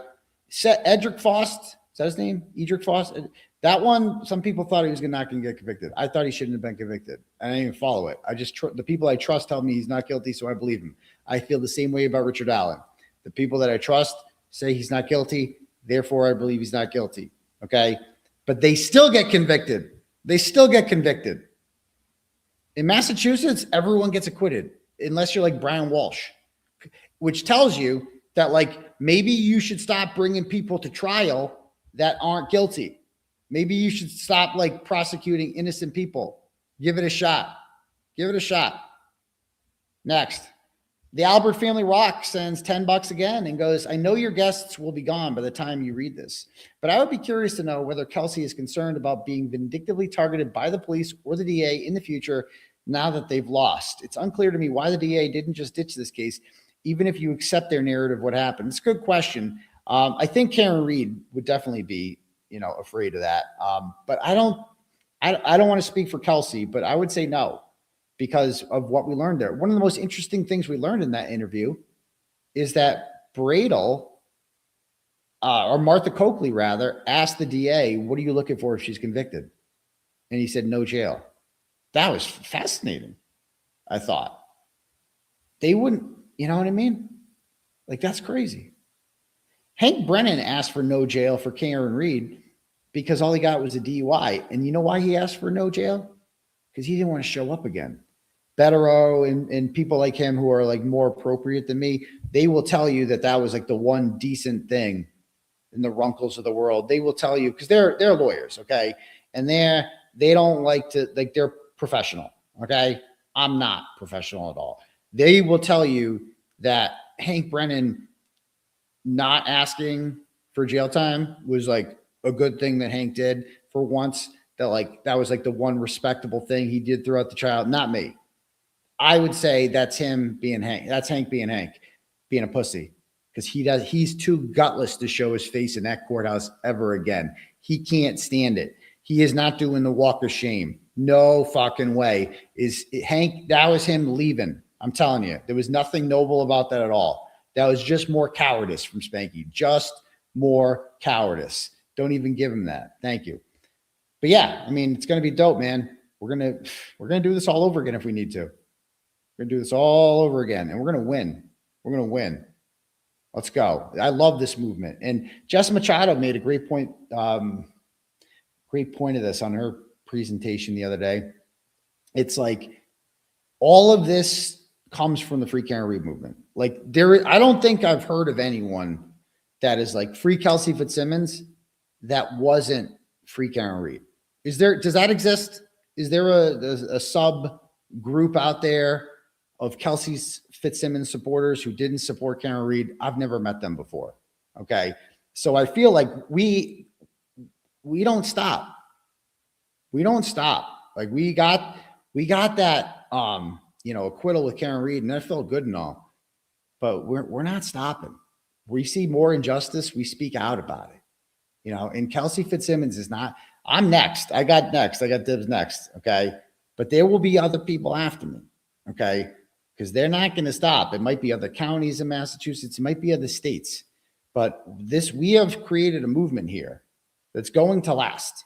Okay. And that's because I always wonder, what am I going to do after Karen Reed? What am I going to do? I didn't know. Am I going to do a true crime guy? I'm not that interested in covering the Corey Richards trial. I tried the Donna Adelson trial. It's not fun when they're guilty. It's not fun because you're like, yeah, I'm favoring the prosecution here. It's just like, yeah, she did it. So yeah, it was like Brian Walsh. Like how can I get that into that one? He did it, But like when somebody like Kelsey comes along and they didn't do it and whatever. And I don't know somebody told Kelsey that like, oh, Aiden's saying that you you're guilty. I never said any such thing. I will say this. And this is what I told her. I go, if you came up to me, if Kelsey Fitzsimmons came up to me and she said, guess what? I did it. I did point the gun at him and I pulled the trigger. I'd be like, well, I guess you're guilty then, right? If Karen Reed came up to me and was like, guess what? I hit John O'Keefe with my car. I'd be like, you're on drugs. You're fucking high as shit right now. Who hypnotized you? Like some shit. Like, no, you didn't. No, you didn't. No, you didn't. You're fucking crazy. Like if Karen Reed confessed to killing John O'Keefe, I'd be like, no, you didn't. That would mean nothing to me if Karen Reed confessed. It would mean absolutely fucking nothing to me if she confessed to killing John O'Keefe. That's the difference between her and Kelsey Fitzsimmons, right? Kelsey Fitzsimmons, I believe her because her story is more believable. But if she had a different story, if her story was the same as Noonan's, then I would also believe her. See what I'm saying? That's the difference. With Karen Reed, I don't give a fuck what Karen Reed says. Nothing Karen Reed says matters. None of her statements mattered. Nothing fucking mattered about Karen Reed because John O'Keefe wasn't hit by a car. End of story. That's it. I don't give a fuck what Karen Reed said about anything. Whereas Kelsey Fitzsimmons' entire case is based on what she said. That's the difference that I'm trying to point out there, right? See what I'm saying? It's so Karen Reed, 1,000,000% innocent. Kelsey Fitzsimmons, 99.999999999% innocent. See what I'm saying? It's not so all you fucking losers out there, because there was a lot of mofos out there. Now that they're gone, we can start ripping into these losers. To all the fucking losers out there who tried to stop this interview tonight, and there were many, okay? They were harassing her. People who knew her were like telling her, don't do it. You can't trust him. He says you're guilty. Don't do it. The haters, the people, the same police people that were like yelling at the law girls for sharing that video of Kelsey crying, which by the way, I've also talked to Kelsey about that video. Remember when everyone was all mad that the law girls shared that video of Kelsey crying that she put out on her son's birthday? How sad that was. That's what got me to donate for the first time, right? And all these gatekeepers who wanted to feel better than someone else use that as an opportunity to dunk on the law girls who go to every fucking hearing, okay? Like them or hate them. They go to every fucking hearing, which is more than Cryford or any of these other fucking losers do, right? And they were all saying, take this down. Kelsey wants it down. I talked to Kelsey about that. She never said that, you know? She never said that. She never once said anything of, so that is a complete lie. People were speaking for her. She never, ever, ever said that. I want to put that on the record now. She told me in text, she told me on the phone. That is completely untrue. And that is fucked up that all these people were kind of speaking for her, right? Oh, wait, crap, I'm not supposed to swear. I've been swearing. I get mad, you know? So anyway, that just pissed them off. Pissed me off. It was just a way for some people to feel better than others. Like when they like see people like the law girls and they're like, well, this is our opportunity to show that we're better than them. To be like, oh, you should take that down. How dare you? You know, that's all that was. It's disgusting. Disgusting. Yeah, Kelsey posted it publicly on Facebook. And remember that scandal? They were like, well, and by the way, that was her who posted it anonymously. Okay. I think, or maybe it was somebody else. I forget. Somebody, she knew, she authorized that. And it was posted on that Facebook group. And so I don't want to say it was her. Don't hold me to that. I forget. But it was so ridiculous. Someone screen recorded it. The law girls did, and they posted it on Twitter. And people are like, that only belongs in the Facebook group, the private Facebook group with 8,500 people. And I messaged the admin of the group and I'm like, what's up with that? And she's just like, no, that's the rule. It's like, okay, easy with the power trip. You don't own Kelsey Fitzsimmons. relax, lady. Relax. And by the way, Kelsey doesn't give a shit. All these people speaking for her. Disgusting. Disgusting. How do you like that? The interview went fantastic. Fantastic. And that interview, that video helped her more than hurt her. Okay. That video got me to donate $500. That video got me to share it and get other people to donate fucking lot. We made a whole bunch of money. Dude, Will just raised 25 G's for her, dude. 25 fucking G's. You know how much shit Will has taken for being loyal to me? That's his only crime, right? During the whole recording game bullshit, those fucking wig-tastic losers over on the Hood Booger Talk Radio program, right? That was their fucking peak. When Karen Reed showed up in the comments and dissed Will and was like, oh, Will, others didn't stand up for me and blah, blah, blah. And everyone was like, time to turn on Will.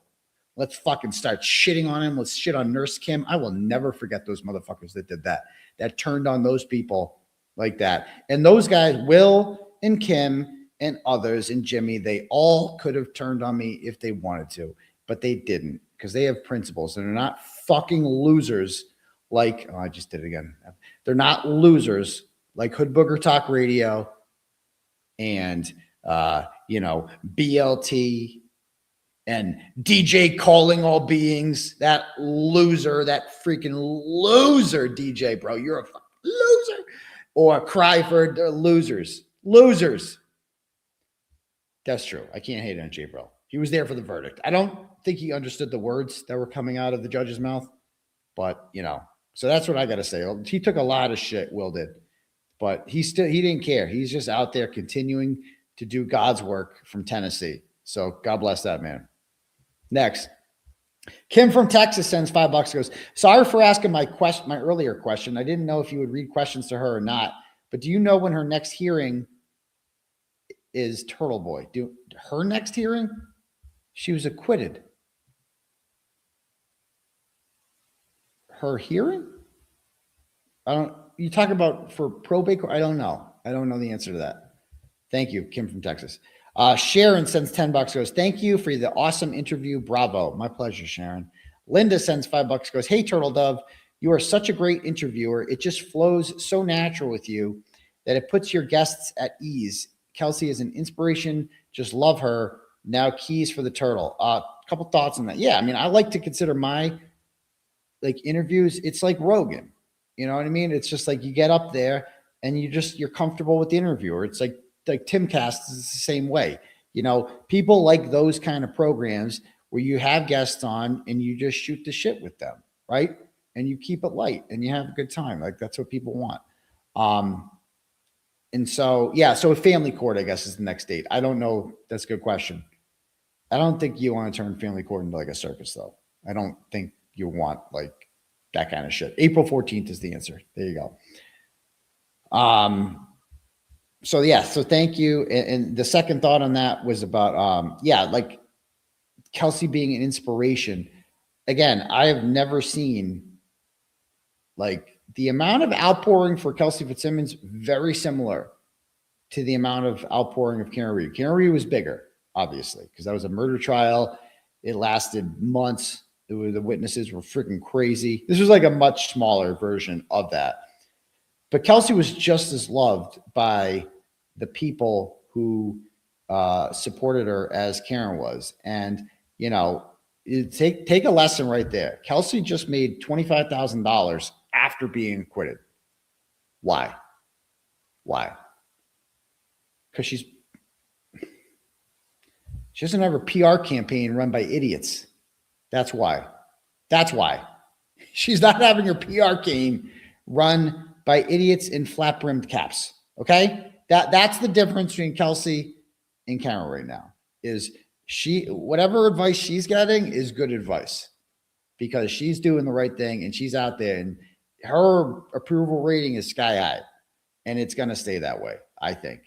And if she keeps using her platform to vocally advocate, well, you disagree. I think Kelsey's more likable. That's what I just said. Did I not say that? It's just like she understands that she has a platform, okay? And that she needs to use this to advocate for other people. We'll see if she follows through on that, okay? I hope she does, because this can be her career. She can find some sort of way to make this into a career. This is what I always imagined that Karen Reed would be doing afterwards, you know? And I'm not going to criticize Karen Reed. I'm not going to do it. But it would have been really nice. It would have been really nice for Karen's or someone from her team to say something in support of Kelsey Fitzsimmons. Something. That would have been a really nice thing. That's all I'm saying. That would have been a really nice thing to do. It would have been very powerful. And people, it would be a great way to kind of like redeem whatever, you know, bad, whatever, you know, has been happening. I'm just keeping it real. I'm just keeping it real there. And because Kelsey's innocent, you know, and if you don't like that, you can go fuck yourself, but it's true. It's 1000% true. But we're not going to go there too much, but you know, you saw the way Kelsey did it. That's the way to do it right there. But next, see, like this, like losers like this. Okay, so this person is banned. We're going to ban Kelly right now. Leave Karen alone. Fuck yourself. How about die in a hole? How about that, Kelly? How about you're banned for life? Okay, goodbye, banned, done. Get in the hole. Leave Karen alone. Okay, how about some more dirt instead, huh? Okay, well, it should be alone. Here you go. Here's some dirt. We'll leave her alone. Sure. Here you go. Here's some dirt. I am leaving Karen alone. What are you talking about? I'm just saying it would have been nice. Is that a bad thing to say? It would have been nice. Oh, you can't say that. You can't say that it would have been nice. Get in the hole. Get in the hole. Goodbye. I don't deal with people like that in my chat. You're banned for life. You're too stupid to be here. I hate you. Go away forever. Get in the hole. Next. Kathleen sends $25 and says, thanks for being you. I really enjoyed the interview with Tim and Kelsey. Well, my pleasure, Kathleen. Tortoise sends $10 and goes, just like in Karen's trial, the truth tellers didn't have to repeat themselves or throw out rehearsed lines. Kelsey and Newton's neighbor were the only real ones. It was so clear. Oh, that's the one I need to introduce, Maureen. Anyone heard from Maureen? Anyone heard from her? I need to talk to Maureen. I voted for Donald Trump, so I think she might hate me because I went on Maureen's page and she's got the other TDS. And don't hold it against me, Maureen. We can still fight for justice at the same time. I'm not like a diehard Trumper. I don't even pay attention that much, to be honest with you. Right? I just think he's funny. Okay. And some of the shit he says is funny. And it's kind of funny that he's president. You have to admit that. It's fucking like sometimes you wake up and you're like, bro, I can't believe this guy's president. That's crazy. But I just don't care that much. You know, I remember Rita sent me she doesn't like me. Oh, okay. Well then I guess she's not coming on. I don't know. I hope I don't know. But she was still funny. I still liked her. I still, you know, whatever. Anyway, Rita Lombardi messaged me early on in the Karen Reed case and was like, Aiden, you're doing such a great job with Karen Reed's case. And it's great that you're supporting her, but how can you support Trump? And I'm like, Rita, we don't need to go there. Okay. Let's just not talk about him. Okay. Let's just never talk about him ever. I'm not going to try to convince you he's a good guy. I'm not going to try to convince you to vote for him. I don't care. I don't care if he's president or not president. I don't really care that much. It doesn't affect my day-to-day life. All right. Unless we go to war with Iran, then it will. But like a real war, like whatever. But like, you know, other than that, let's just focus on what we can control. And that's local stuff, local stuff. Okay. Yeah. Yannetti posted about it. That's great. That's great. So glad to hear that. Yeah. Yannetti has been like lighting people on fire on Twitter lately. You've noticed that? He is getting salty and like fresh. Like he doesn't care anymore. He's done as like Karen Reed's lawyer and he's full-time, like giving it to the trolls. All right. Next. Yeah, vote for Adam Deitch. How about that? Vote for Adam Deitch. I think we can all agree on that. All right, next. Oh, Susanna sends $5, goes, thank you, dear, for an amazing interview. My pleasure, oh, Susanna. Heidi sends $50 and goes, great interview, Turtle Boy. As much as we loved Karen, I believe so many of us feel such a connection to Kelsey. And we all, and again, I got nothing but love for Karen Reed as a victim of corruption. What she went through is fucking ridiculous. And, she's entitled to do whatever she wants. She's a free person living her life and whatever, I'm just saying that it would have been cool. That's all. I don't think that's that big of a criticism. I got nothing but love. But yeah, next. Let's see here.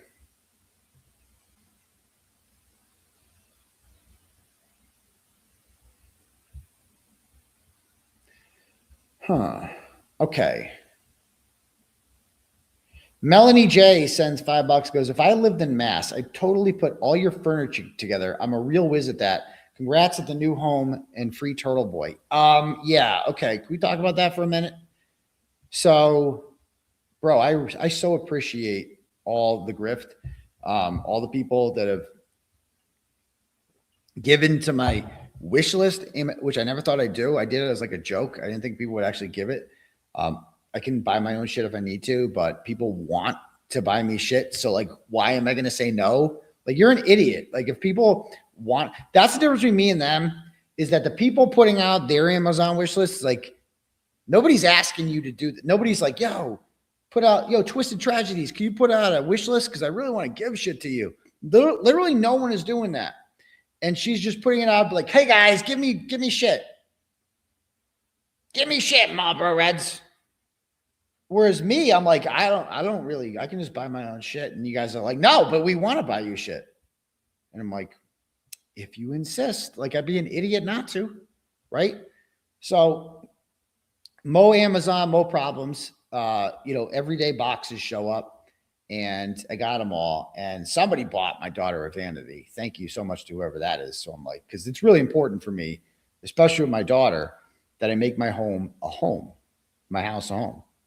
Like, my last home was creepy.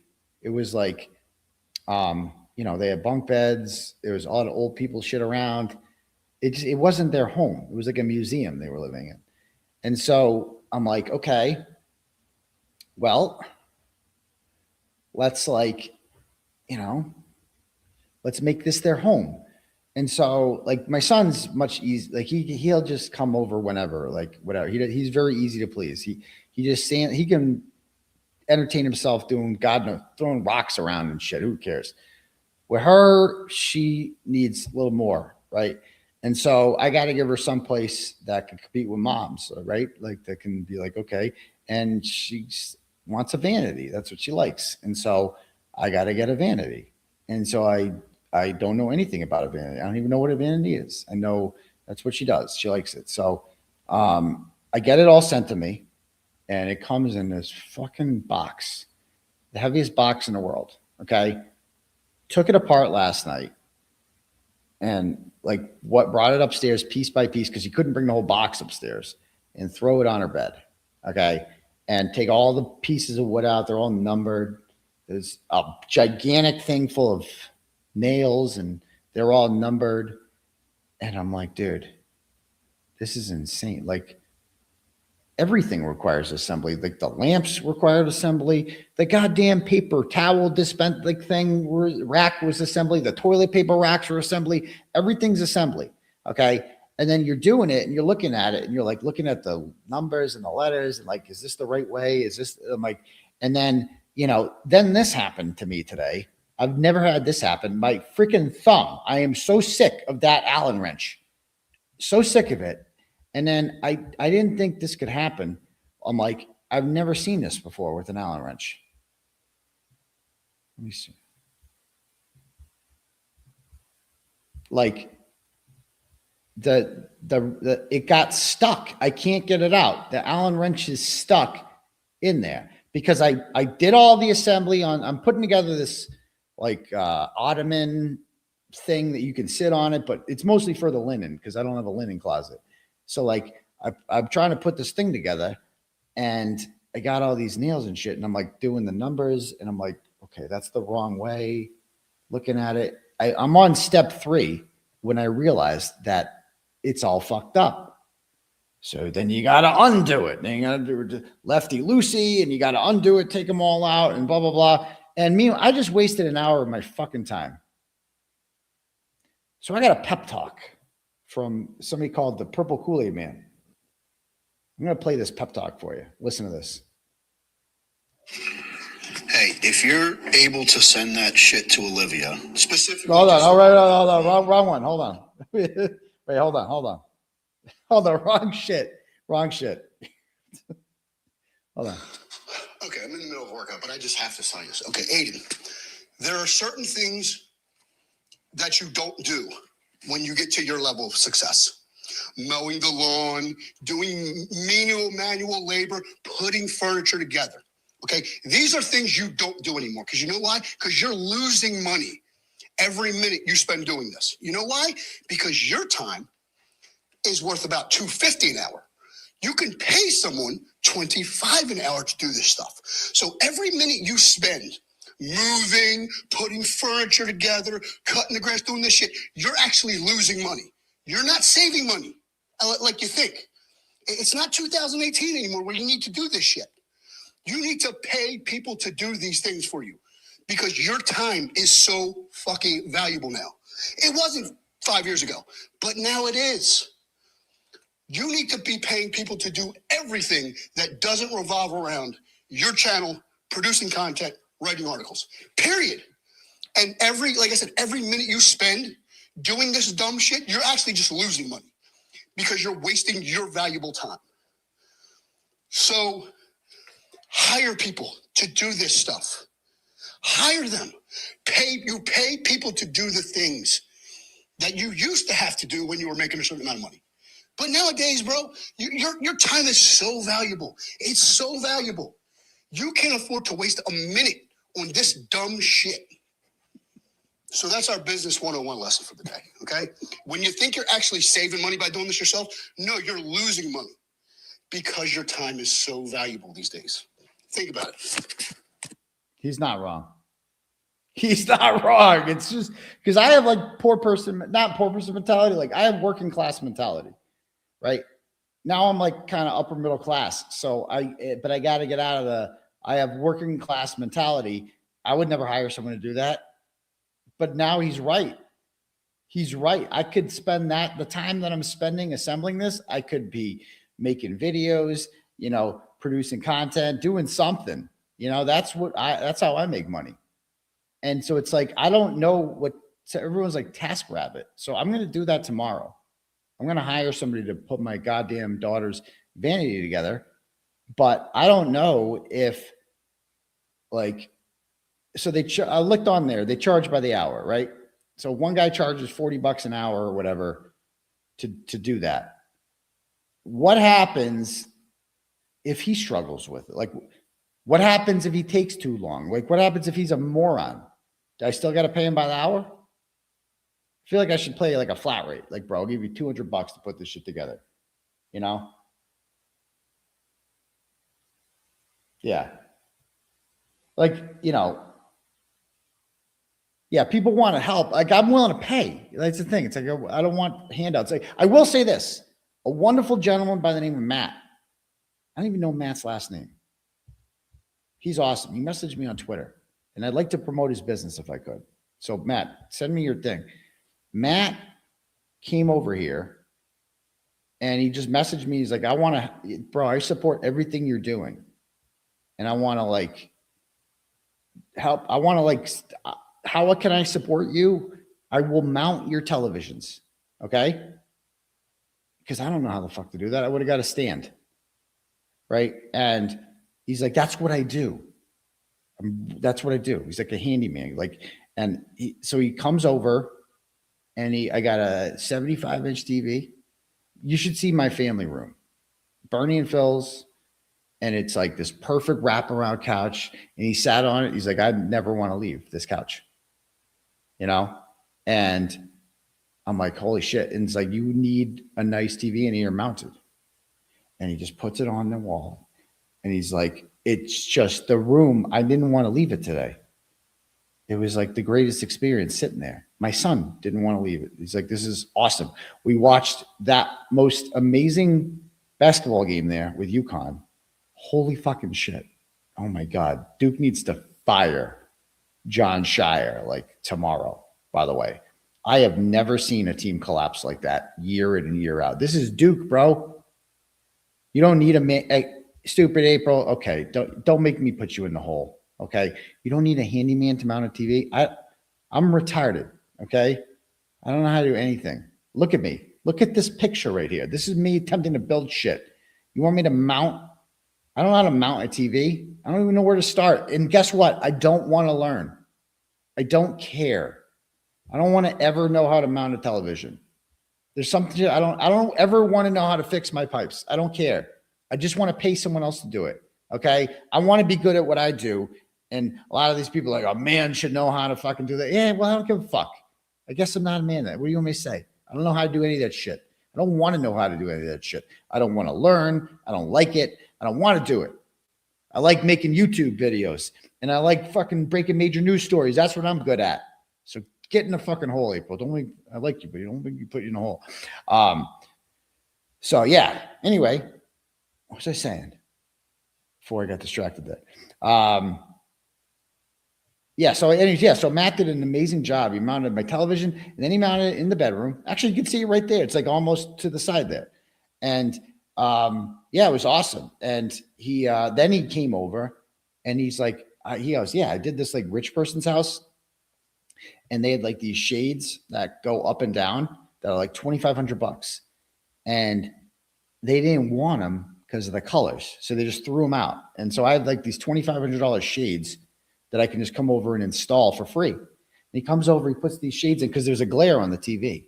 This nice TV, they got a glare on it. So he installs these shades where you press a button and just goes up and down. It's like, dude, my living room is pimp because of like Turtle Riders. I get it. You do good for people. They want to do good by you. And I'm just kidding. I love you, stupid April. But I'm not going to put you in the hole. I'm not going to put you in the hole. But I don't know how to mount a TV, and I'll never learn, and I don't care. And goddamn Duke, they need to have a series. I don't know if there's any Duke fans here.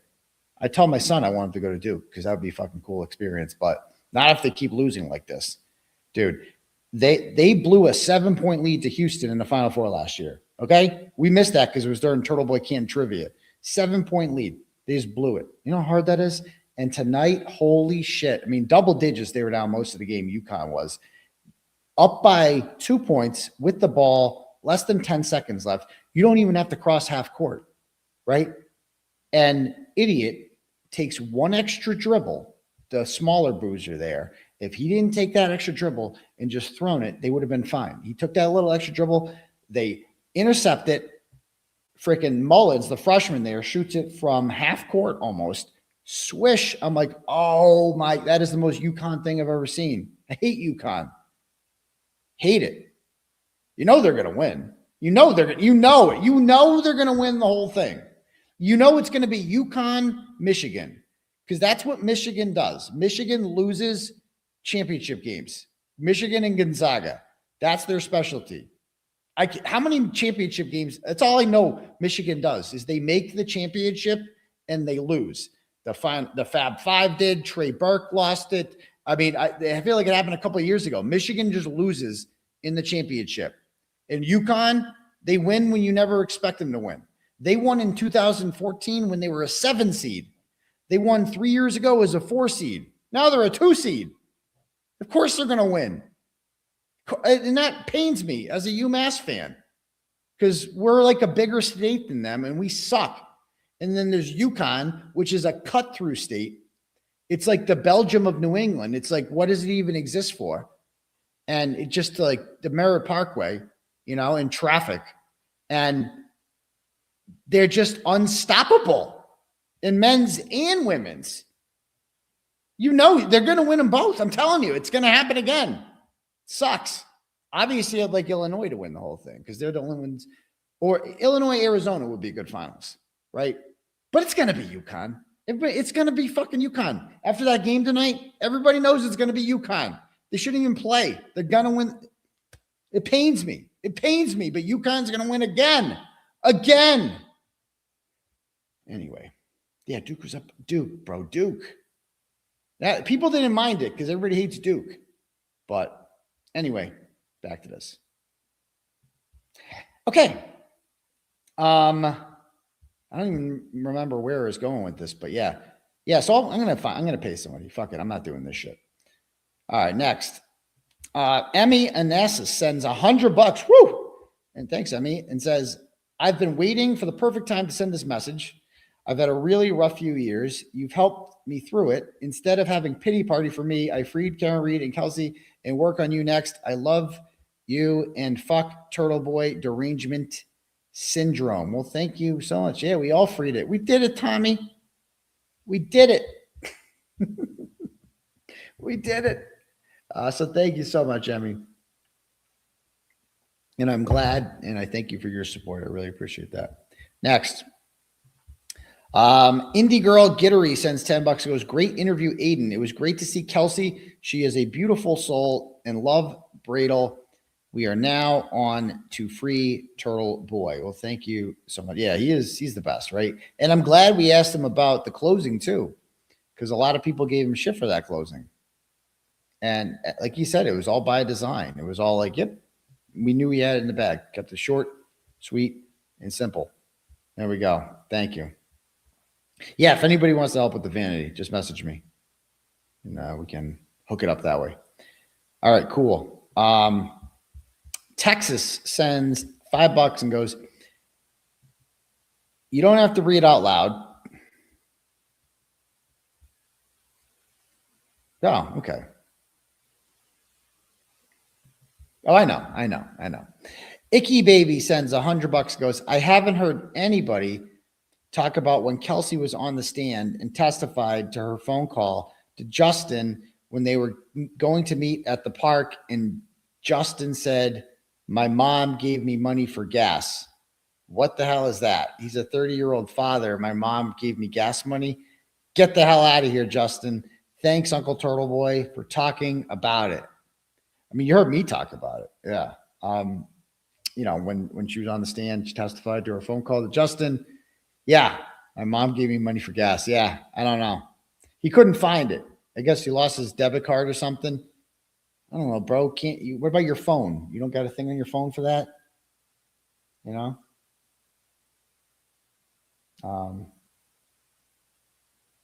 Yeah.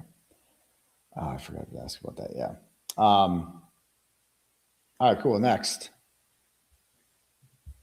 Kelsey's next fiance sends $10 and goes, wish you would have asked Kelsey her thoughts on all the cops there at the verdict and how they're given priority seating.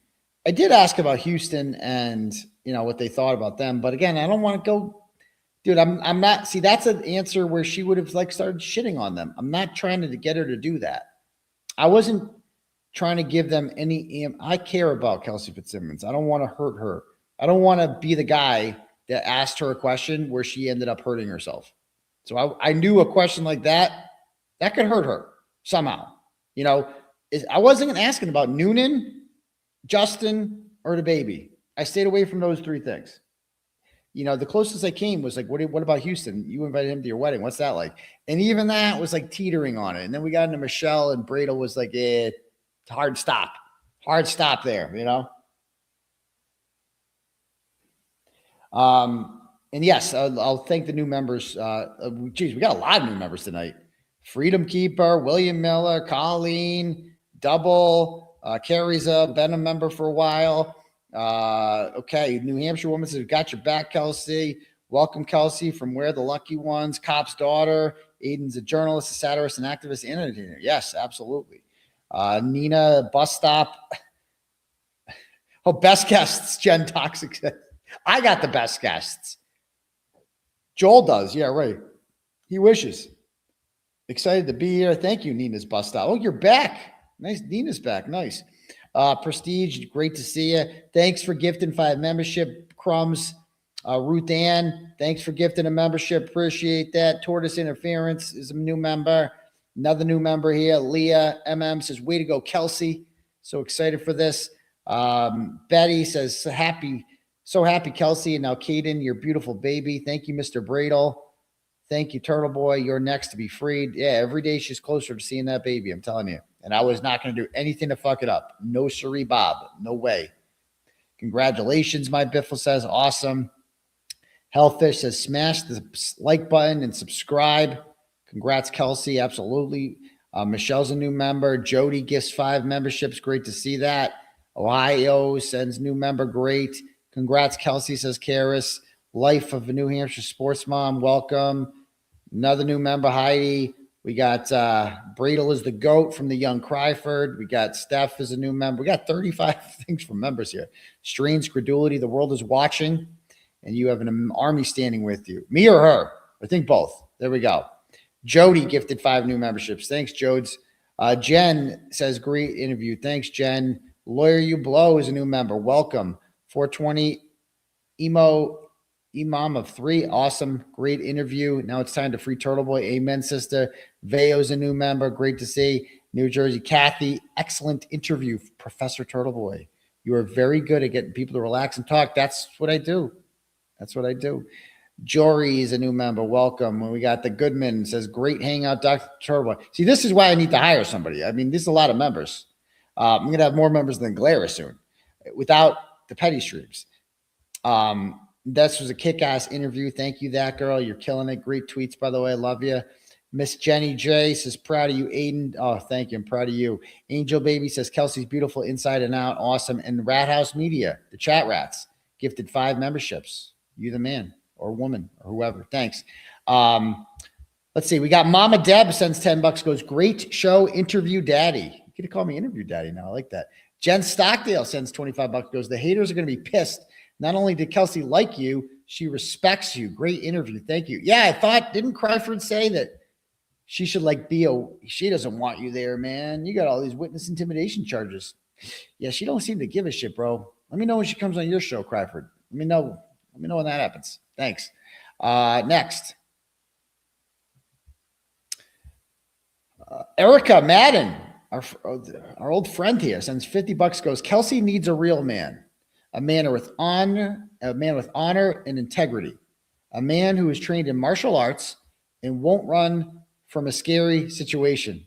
Kelsey needs a Mazda. Just saying. I'm gonna say I don't know martial arts, and it's like a lot of people like me and Kelsey are gonna be tight, but it's not ever gonna be like that. It's like I feel like her and I like have a bond because of the jail thing. And, we've been through it all, and we can be a dynamic force for justice moving forward, and keep it that way. That's the way it should be. Thanks. Angie sends $5, goes, fantastic interview. I cannot wait to go on X to see the haters fall apart. I don't know if Kelsey's still watching, but I hope she knows that, like you, she has an army of incredible people behind her. She knows. Oh, she knows. I'm so proud to be part of this community. And I'm proud to say that I'm a turtle rider. Keep up the good work. Aiden, P.S. My 5-year-old Aria told me to tell you hi. She insists on watching your previous shout-outs to her and a conversation that you two had on New Year's Eve. Yeah, don't let her listen too much to me. It's not good. I say the F word a lot. Thanks. My son heard me say the F word today, and she's like, Daddy, you said a bad word. I'm like, I know. And I had to explain to him. I'm like, have you ever said that word? Because it was the F word. It's like, I was on the phone. I forgot why I said it, but I'm like, have you ever said the word? Another new member. Nice to see. And he's like, no. I'm like, good. I go, it's not a good word, but adults, they say it in a lot of rated R movies. And so adults see that in the movies a lot. And sometimes we say it. Because I blamed it on the movies.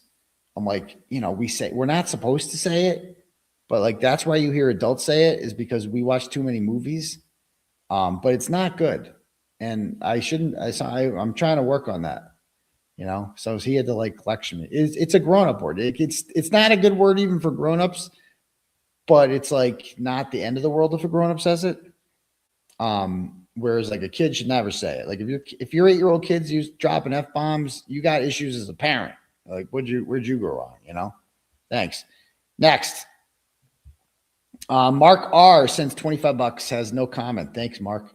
Mary Michael Jackson sends $25, goes, next stop on fixing corruption outside of Mass is Aaron Spencer in Arkansas. Melanie and Defense Diaries have good overview so far. Absolutely.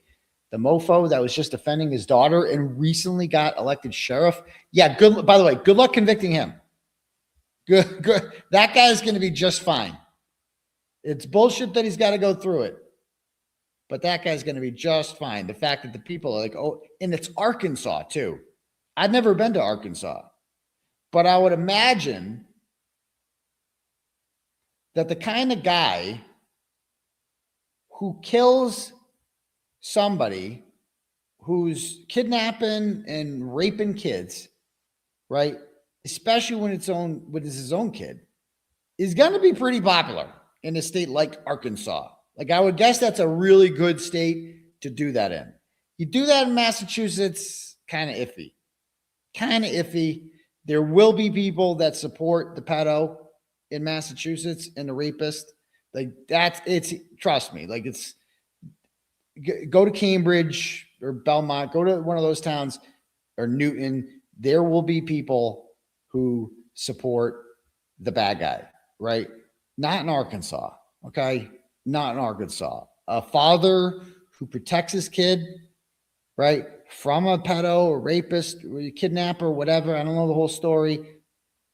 That's a good state to do it in, okay? He'll be just fine. He'll be just fine. It's a shame he's being put through it, but he'll be just fine. And yeah, my son is loving the new house. He fucking loves it here. I put a basketball hoop on the wish list. He wanted it on there. It goes on the door. I hear him up there dunking it all the time, having a great time. We got a basketball hoop in the driveway. We're out there shooting hoops today. It was nice. It's great. So thanks. Yeah, Joel STS will support him. There you go. Next. Let's see here. Tiffany sends $25, goes, thanks for a great interview, Turtle Boy. Kelsey and Bradl were fantastic. Also, my daughter's vanity was a pain in the ass too. Yeah, you guys can, it's just so worth it to just have somebody put that shit together, man. No way. Kim from Texas sends $10, goes, someone in the chat said Sparkly Rabbit tried to claim her Amazon wish list was Kelsey's. Is that true? Can you elaborate? Yeah, we got to talk about that. I've been nice to the Sparkly Rabbit. Okay. Marie. So she's from somewhere in Mass. Okay. And she, she's said some horrible shit about me and my kids, but I'm still willing to give her the benefit of the doubt because I'm a decent guy. And I want to show people that I'm not the boogeyman they've been made out to believe. And I find her to be somewhat reasonable. And I told her I'd go on her spaces. And then she got fresh today. Okay. And she did some fucked up shit today. The Sparkly Rabbit did.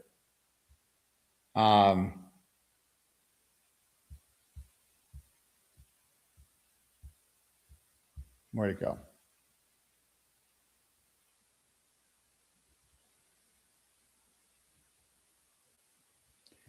Yeah. No, that's not it.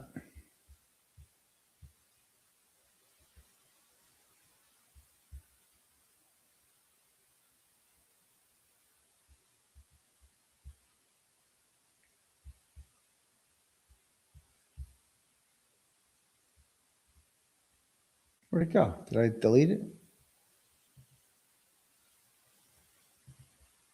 Hold on.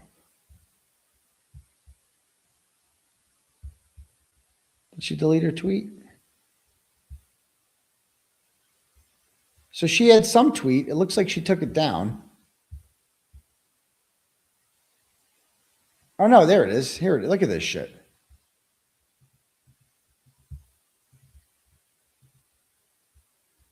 So much for Turtle Boy, a.k.a. Aiden, wanting to talk to me on Spaces. I've been waiting for him to reach out, and he hasn't. Is that a surprise? Okay, so first of all, Marie, who do you think you are?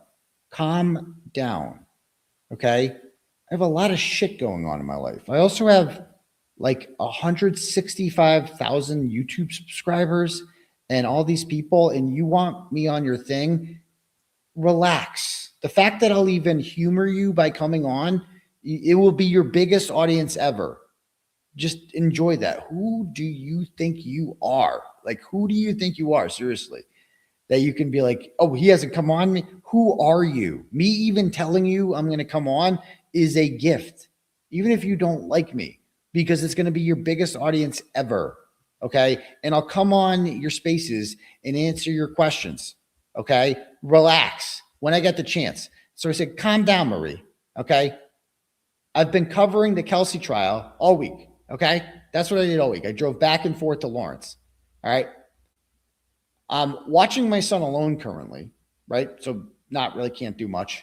I'm in the middle of moving and assembling all this shit.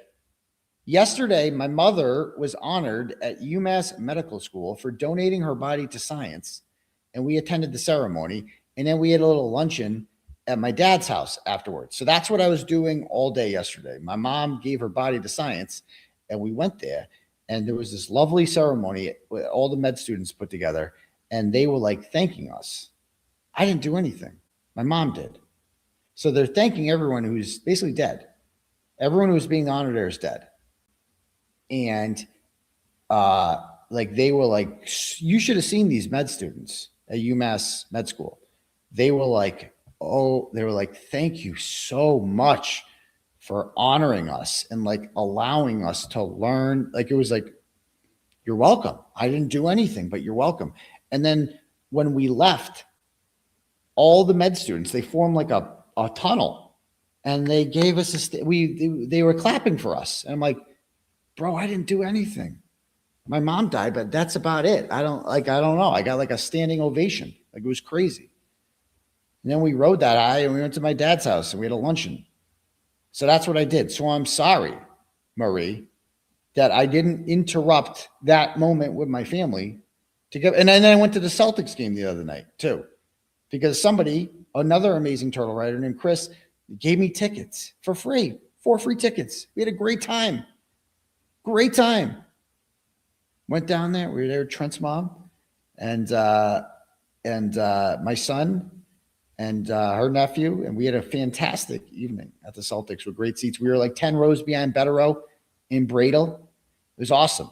We had a dope time there. And with Celtics won, it was like an awesome game. It was great. And on top of that, I'm also dealing with yet another frivolous restraining order, okay, which I'm not going to get into. I'll deal with that in court, not on Twitter. But that's something I have to deal with. Okay, I have all this shit going on. And Marie's like, why isn't he getting back to me? Marie, the fact that I would even acknowledge you is like a gift to you. Okay, but yes, I'm going to come on your stupid thing still. Relax. You need to learn to relax a little bit there. The world doesn't revolve around you and your spaces. And it's just so ironic, Marie, because then you posted this. You go, sorry, I need to cancel spaces tonight. I have a family emergency that's risen. I apologize. I'll try to reschedule for tomorrow or the next day, depending on how things are. Oh, so you're saying that family commitments get in the way of spaces, that the world doesn't revolve around Twitter spaces where you get together and you gossip about me. Thanks for proving my point, Marie. Jesus Christ. Read the room there, dear.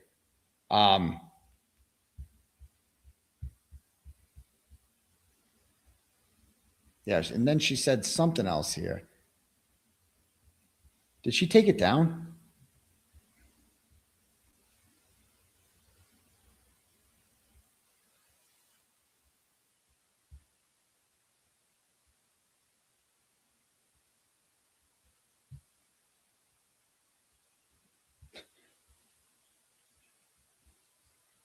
Look at this. Waiting for him to bite. He said he would. Yeah, relax. So when I go on that spaces, I'm going to tell her that too.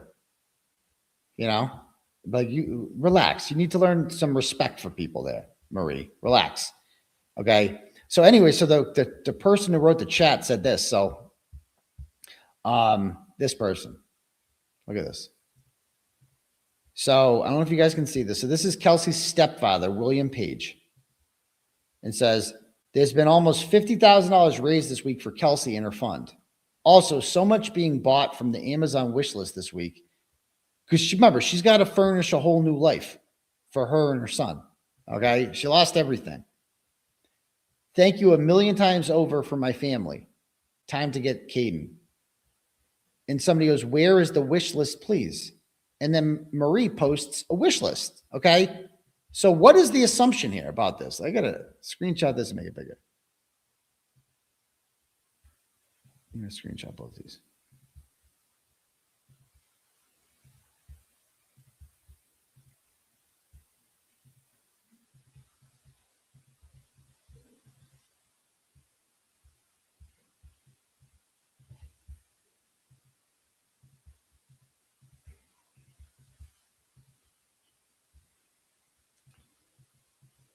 Yeah. He goes, where is the wish list, please? And then she goes, so she posts this. So you have to assume, since he's saying, give to Kelsey's Amazon wish list, somebody goes, where's the wish list? And she's like, right here. So you have to assume that this is Kelsey's wish list, right? That's the way she's making it seem. They go, I'm confused. I thought this was for Kelsey. No, this is for my daughter, Adriana, who's going to a group home in a couple weeks. She's autistic and loves to do crafts and needs some items. Okay, I'm not saying that's not a worthy cause. Share it on your own page.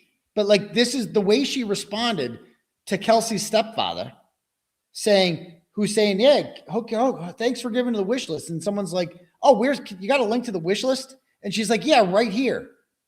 And it's not Kelsey's wish list. This is stealing. This is the definition of grifting. She literally jumps in and acts like this is Kelsey. Where is this wish list? Asking him about where is Kelsey's wish list. And she doesn't say, oh, here's a wish list for my stepdaughter or my daughter or whatever. She's like, no, here it is. Here it is. Makes it seem like it's Kelsey's. Somebody clicks on it. And she's like, yeah, that's for my daughter. Get the fuck out of here, Marie. That's fucking disgusting. That is disgusting, Marie. You owe a huge apology to Kelsey Fitzsimmons. The way you just disrespected her, of course, you disrespect Karen Reed every day because of the disgusting person that you support, who sent all of Karen Reed's private communications to the bad guys, all of them. And you support that person. You're disgusting, Marie. Disgusting. You should be ashamed of your behavior. Ashamed. What you just did. And so somebody posts it, and then she once again posts hers. Disgusting. And when I come on your spaces, we're going to talk about that, Marie. We're going to talk about how disgusting that is. So anyway, I couldn't believe that she did that. I mean, those are the kind of degenerates who don't like me. Just remember that. Those are the kind, when you're like, oh, who doesn't like Turtle Boy? People like Marie. And I couldn't be prouder that people that are that low and that disgusting don't like me. I wear that as a badge of honor, baby. The kind of low lives, people who drink their own piss, right? And pretend to be women don't like me. Yeah. People who look like the transgender shooter, right? Who get mistaken for that. They don't like me. Couldn't be happier about that.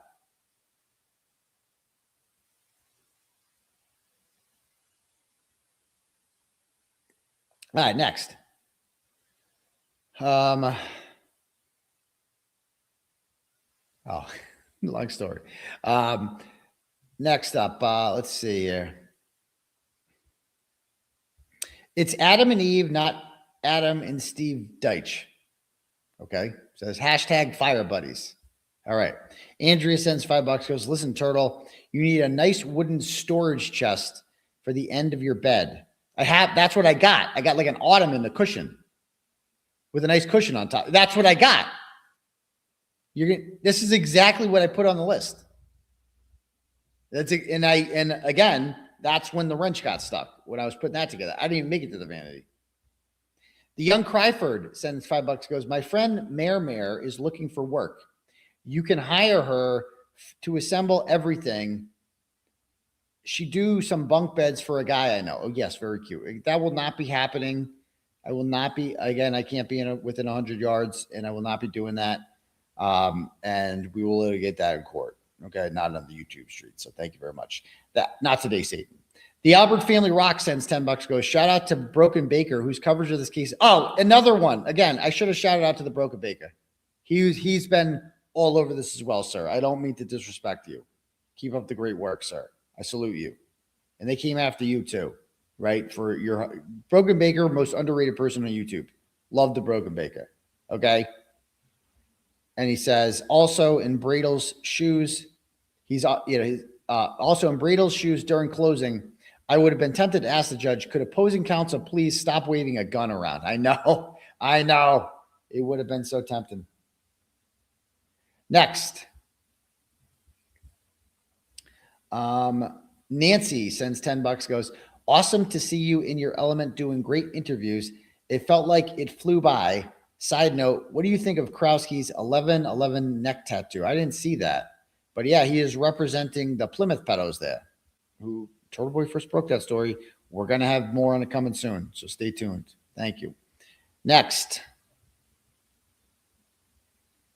See if we have any cash apps here.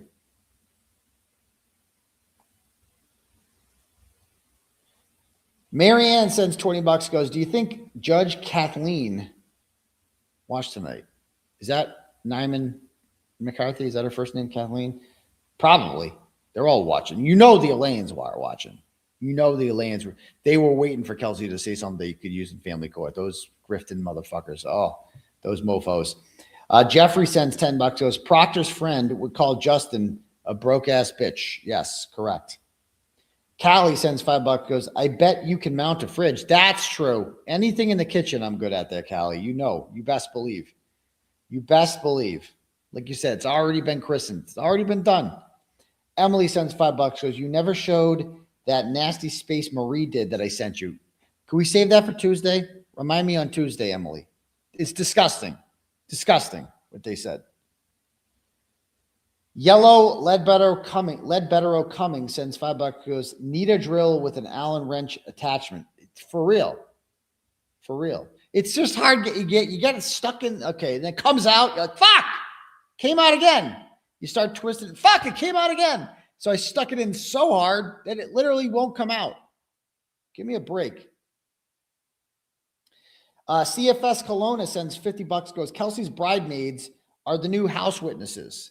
I would say they're the new Sullivan sluts. That's what I would say. They're the equivalent of the Sullivan sluts.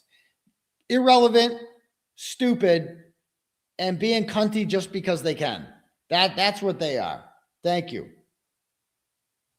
William Miller sends $25, goes, please don't read my name. Okay, too late, bro. Like it comes up, Kelsey, I love you. So there you go. Billy loves you. Thank you. Why would you write? You can just not use your name. You can just change the name. Next, these people. Emily sends $5 and goes, Sparkly doing that was disgusting. F you, Marie. It was disgusting. Disgusting. Colleen sends $5, goes, do you think Justin went to one of those wilderness camps? I'd say if there's a weirdness camp, he definitely went to that. I read that too fast. But yeah, I think he might have. Next, Tara sends $5 and goes, just shows how much Tim trusts you too. Yeah, I mean, he just lets me say whatever I want. So thanks, Tara. Melanie sends $5. Is this the email from the Rebecca Lavoie and Mel show? Says, thanks for doing this, Turtle Boy. Not cunty at all. Thank you so much. Speaking of cunts, how's Mike Crawford doing? That's one of the funniest lines I've ever heard. When you got to watch Jimmy's interview with Mel. And she's just like, they're just having like Jimmy was teaching her about the drama. And she was like, yeah, so speaking of cunts, what's up with Mike Crawford? It was one of the funniest lines I've ever heard. All right. Naomi sends $5, goes, I'm happy you are here, Kelsey, sending you love and healing energy. Hope you heard that, Kelsey. David sends $20 and just says, ask Kelsey, and then doesn't write anything else. Okay. All right. Let me see the turtle chats if we have any. Okay.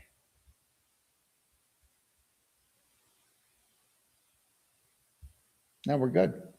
All right, man. And thank you for all the new members and people donating memberships and all that shit. We got Peace Geek says this. Kelsey is who we wanted KR to be. I mean, that's what people are saying. I mean, it is what people want. Karen Reed is free to do whatever she wants. Nobody should demand that she be anything, but that's what people, that meant something to people. You know, Kelsey coming on here tonight, it wasn't for me. It was for you guys. Like 12,000 people are watching that because they want to hear from her.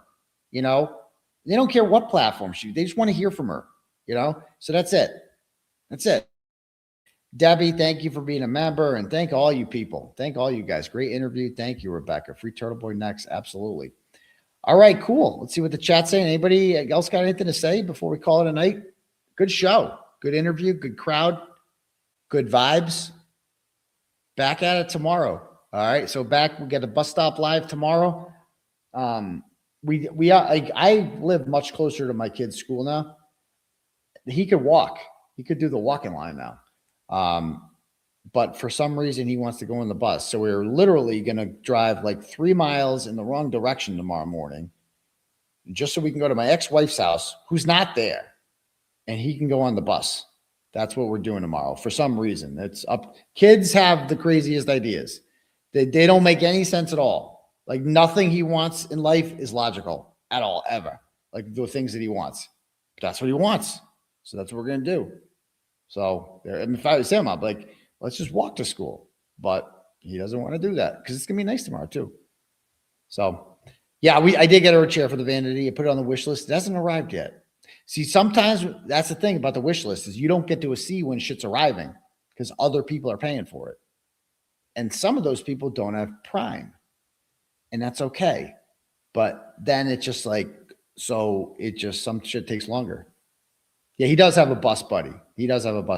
So kids like taking the bus. I don't know. They don't like taking a bus. So, all right, guys. I'm going to go call it a night. You guys have a wonderful evening, and we'll see you guys all for the next episode of Turtle Boy Live on Tuesday night. All right? Peace to your bum crease. Outie, and brush your teeth.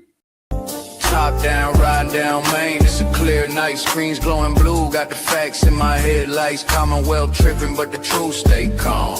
Morrissey and Lally, I'ma read them like Psalms. KP throwing shade from a broke down porch, but the files in my lap like a flame to a torch. I don't raise my voice, I just let the game speak. Steady with the grind while the crooked run weak. We just riding slow, gliding, paper stacking in the breeze. Turn the system up, let the whole town see. No mask on my face, no fear in my lane. I'ma shine that light on the ones bringing shame. From the courtrooms down to the city blocks. They can't hide from the truth, cause the truth don't stop. We just ride a slow grind.